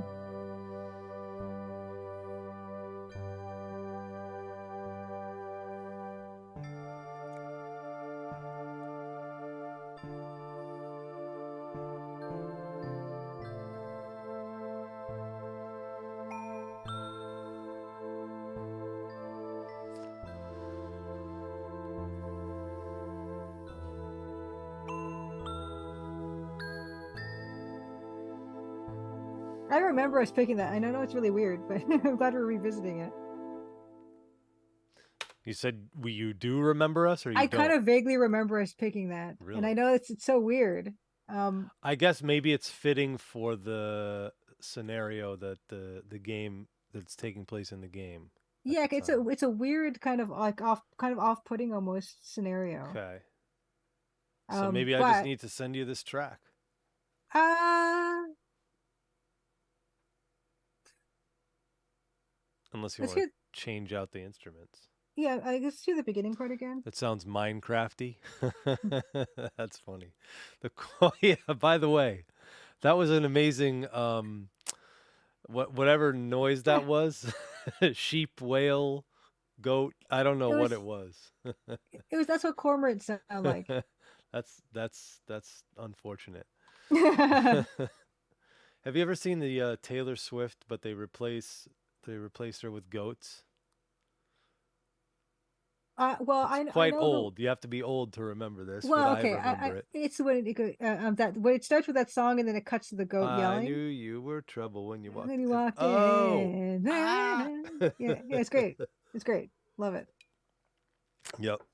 Okay, so yeah, let's see about. I feel like it's this instrument.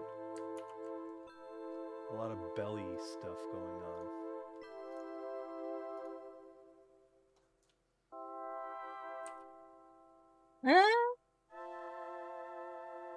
I kind of like that. That's a lot It's better. also weird, and I like the weird. 34. It's more of a choir sound. Yeah, I like that. Yeah.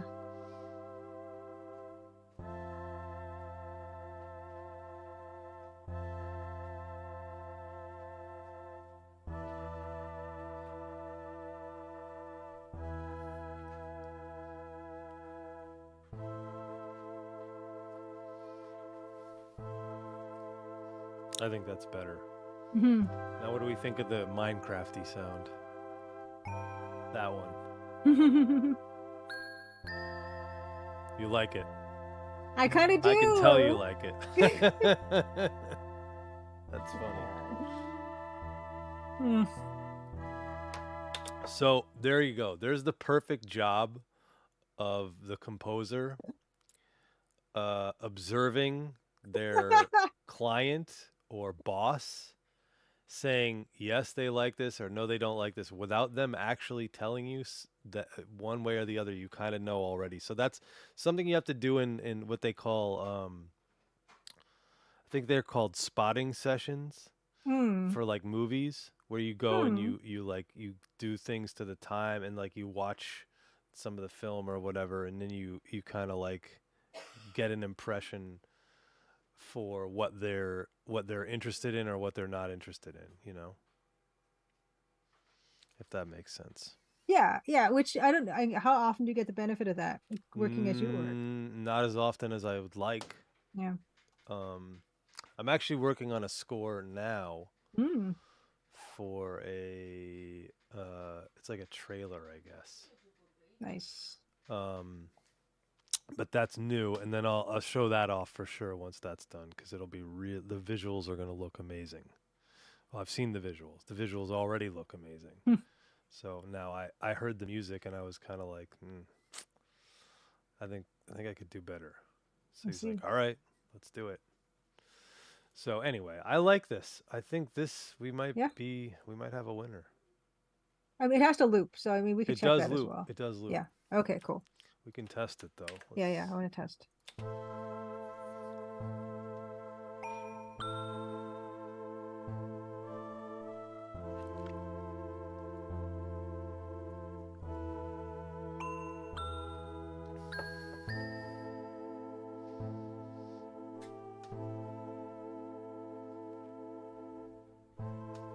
Yeah. Yeah. I think it's good. It's good.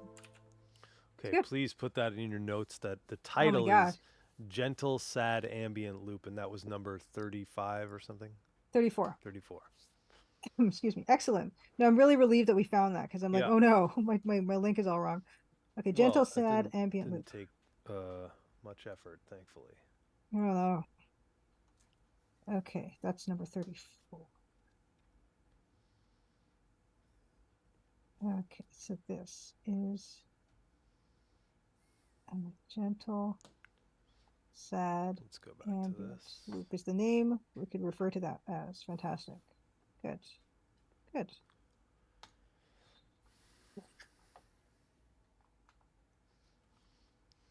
Okay, saved. That is saved. Let me go back into the. Oh, let's take a look and see if we can do this. This is 35. Yes. Let's go there. Okay, there's oh, interesting. Had a totally different keyboard. Hmm. So let's save this. We'll go to here. We do want to release a soundtrack for Magpie for sure. Like, there's going to be at least a digital version. We'd love to do a 3 cassette. disc. Yeah. Yeah, cassette would be the way to go, I think. Yeah. Yeah. You could try to do like a floppy disk, but I think that's a little beyond the scope. Mm-hmm. Mm-hmm. What is oh, I think Romero Games did it recently. They released 5 1/4 and 3.5 disc games. Sigil Oh my 2, goodness. I think. Let's see. What is it? Romero.com. The thing about LPs, even with, is they're really expensive. Not even just to produce, but to ship and everything because of the size. So here you go. So Oh they my had God. a 3.5. This one, 3.5 and 5 1/4 floppy, plus USB. Okay, explain to me what's on the floppy. Oh, look at all the stuff that comes with this.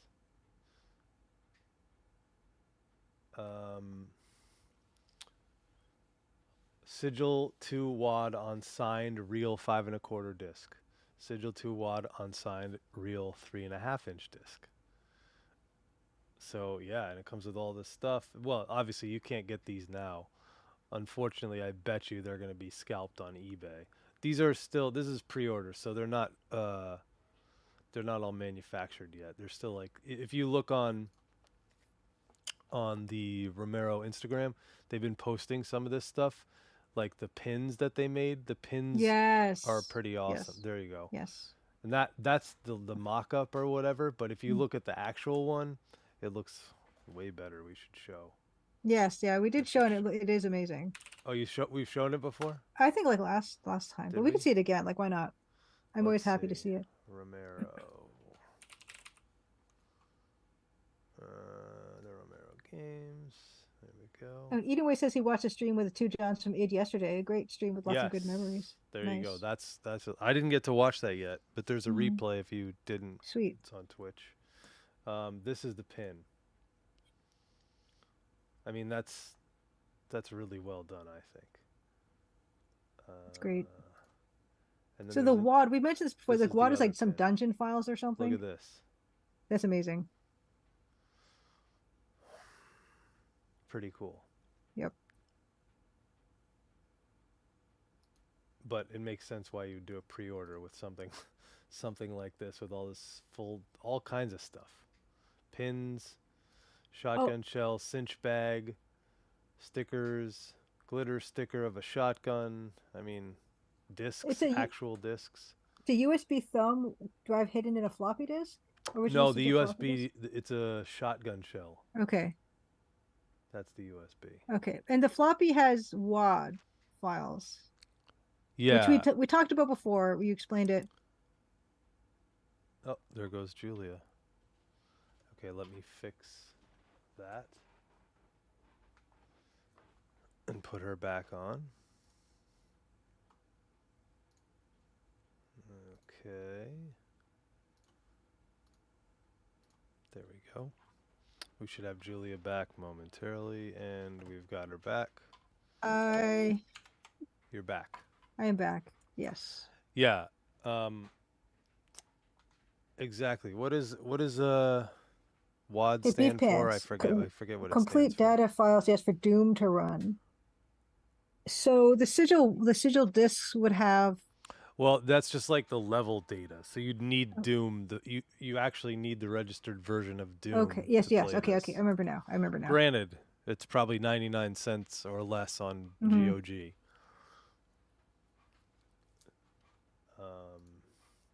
Yeah. So anyway, we showed that stuff off. Let's see if we can get this called up now.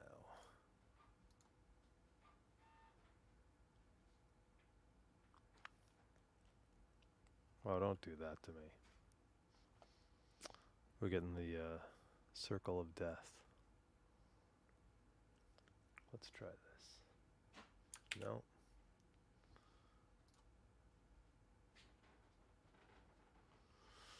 Oh boy. Really?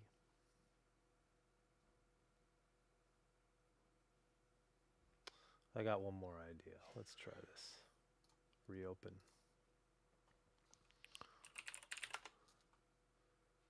And go to history. There we go. Let's see if this will work now. That's brutal. I think we might have to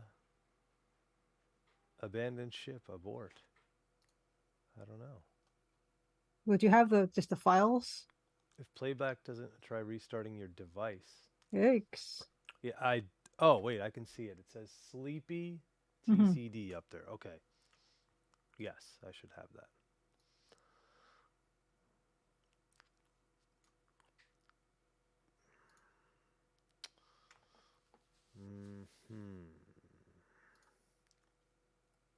Sleepy TCD. There it is. Nice. There it is. Okay, let's hear it. Oh, and let me just make sure this is signed correctly. It looks like it's good to go. 99, 32, 65, and percussion should be channel 10. Yeah, that's good. Okay.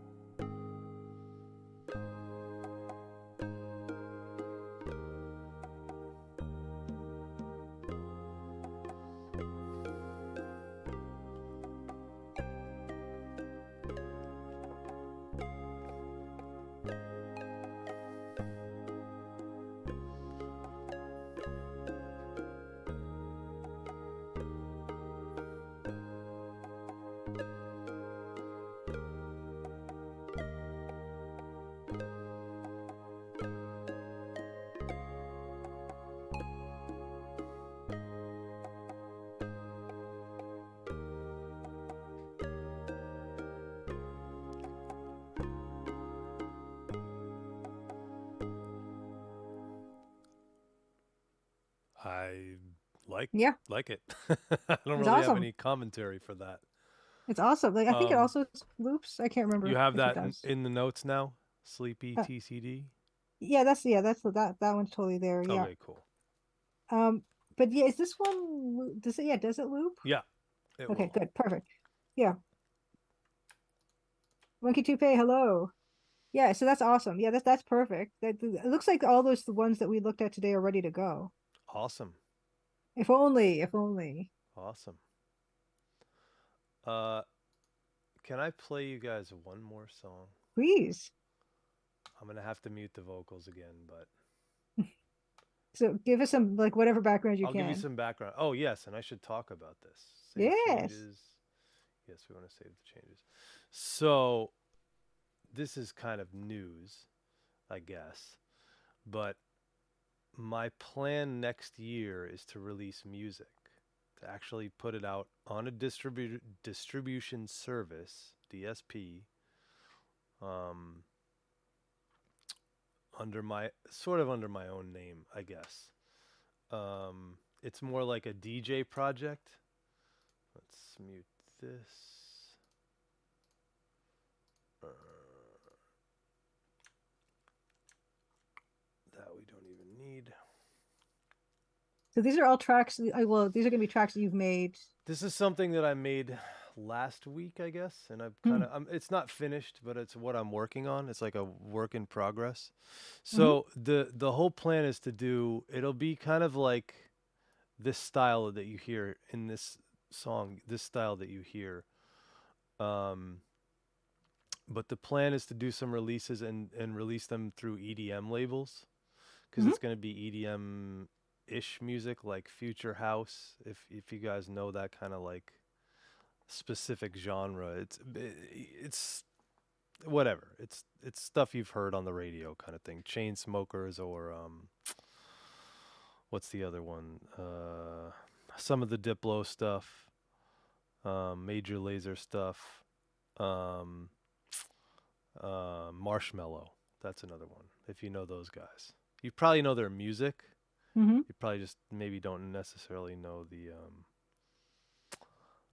um, like the DJ names, but So they're what was your reasoning behind picking this type of music to do?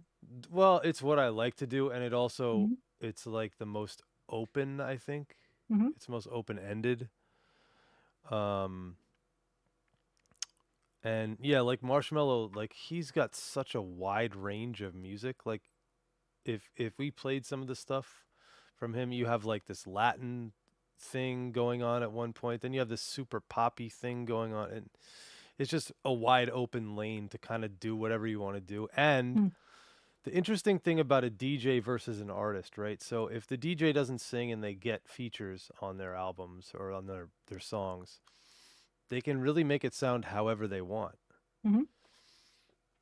Excuse me, like I had the if I could pull the weight and had the money, I could get Paul McCartney on my record. If I Hmm. really, obviously I can't, but there are probably Hmm. DJs that can. Um and then on the next record I could have uh a rapper. You know what I mean? Hmm. And Sure. people would still listen. It's like Paul McCartney to hip hop isn't really like, there's not necessarily that Hmm. intersection that you'd think of, you know. But yeah, so it's open genre. Anyway, I'll play this Yeah, yeah, yeah. and then we'll go from there.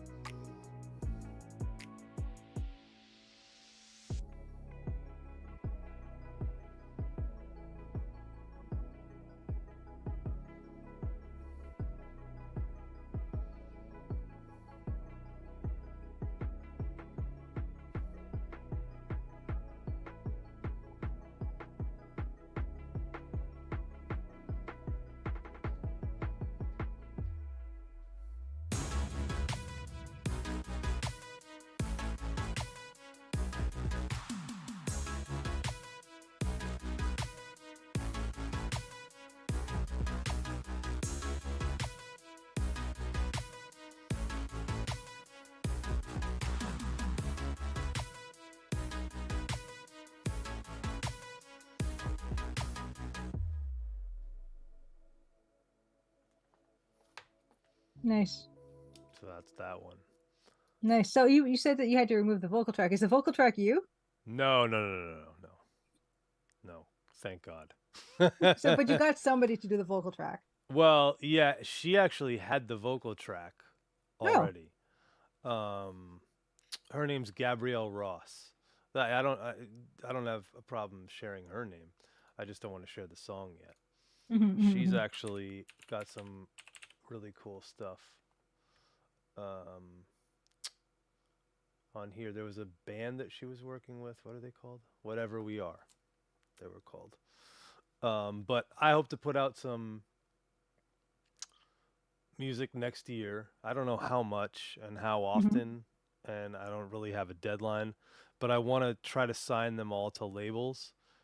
So, like, not necessarily that means a lot of money. It doesn't really mean anything, but it gives the songs a better chance of, getting some marketing, getting a PR done, like maybe an interview. I mean, you know about how that stuff works. It's similar for a video game where you need write-ups and you need obviously streamers playing your game, things like that. That's kind of the same thing in music. You need write-ups. You obviously need people streaming it, although not necessarily the same way a game works, but just listening to the music, in whatever way you can possibly get them to listen to music. It's so hard to capture people's attention. Yeah. Yep. That's the similarity for sure. Even for only 2 minutes and change. Yep. So yeah, that's the real challenge.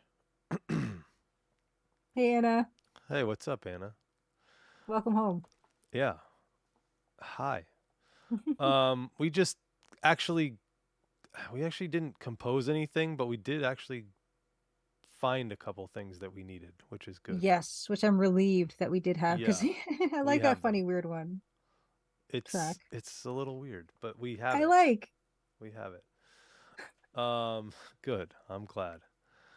Yeah, so I would say at this particular juncture, I think we should check out if there's a good raid we can find.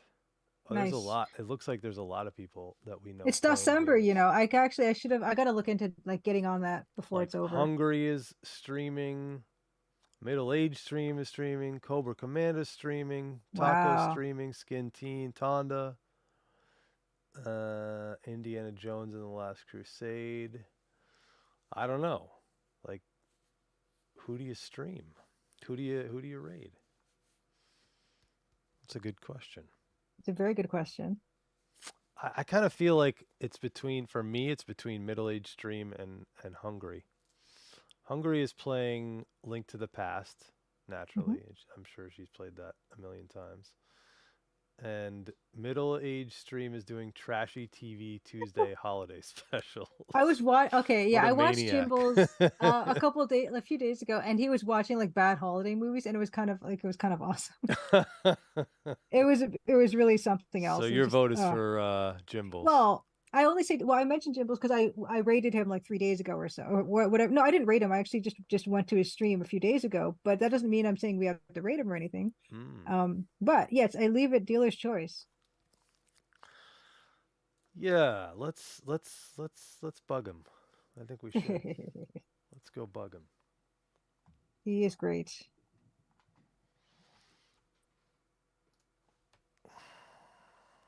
Gosh, if I can remember how to do this. No. And it's funny because you've been like actually streaming more often the past few like couple months than you have ever really. Like you said you had 10 streams and you've done like 3 or 4 over the past couple months. Yeah. And I keep telling everybody, it's like I feel like I'm doing it for the first time every single time. Yeah, it's weird. And we've done this for how long now? 2 years? 3 years? 3. Yeah. That's insane. That is insane. 3 damn streams in 4 weeks. Yeah, it is a new record. That probably is a record. Although, every once in a while, I'll jump on here and stream while I'm creating. Nice. It's not very often, and I don't leave the replays up, but every once in a while I will. Okay. Why don't you leave the replays up? Because it's just too raw. Okay. You know, like not it's too unpolished. It's not something you'd really want to watch unless you were involved in the chat at the time, I Mm. think. Okay. I think. These ones are better. These have banter at least between the two of us, you know? So, yeah, let's rate up the Gimbals. middle-aged stream.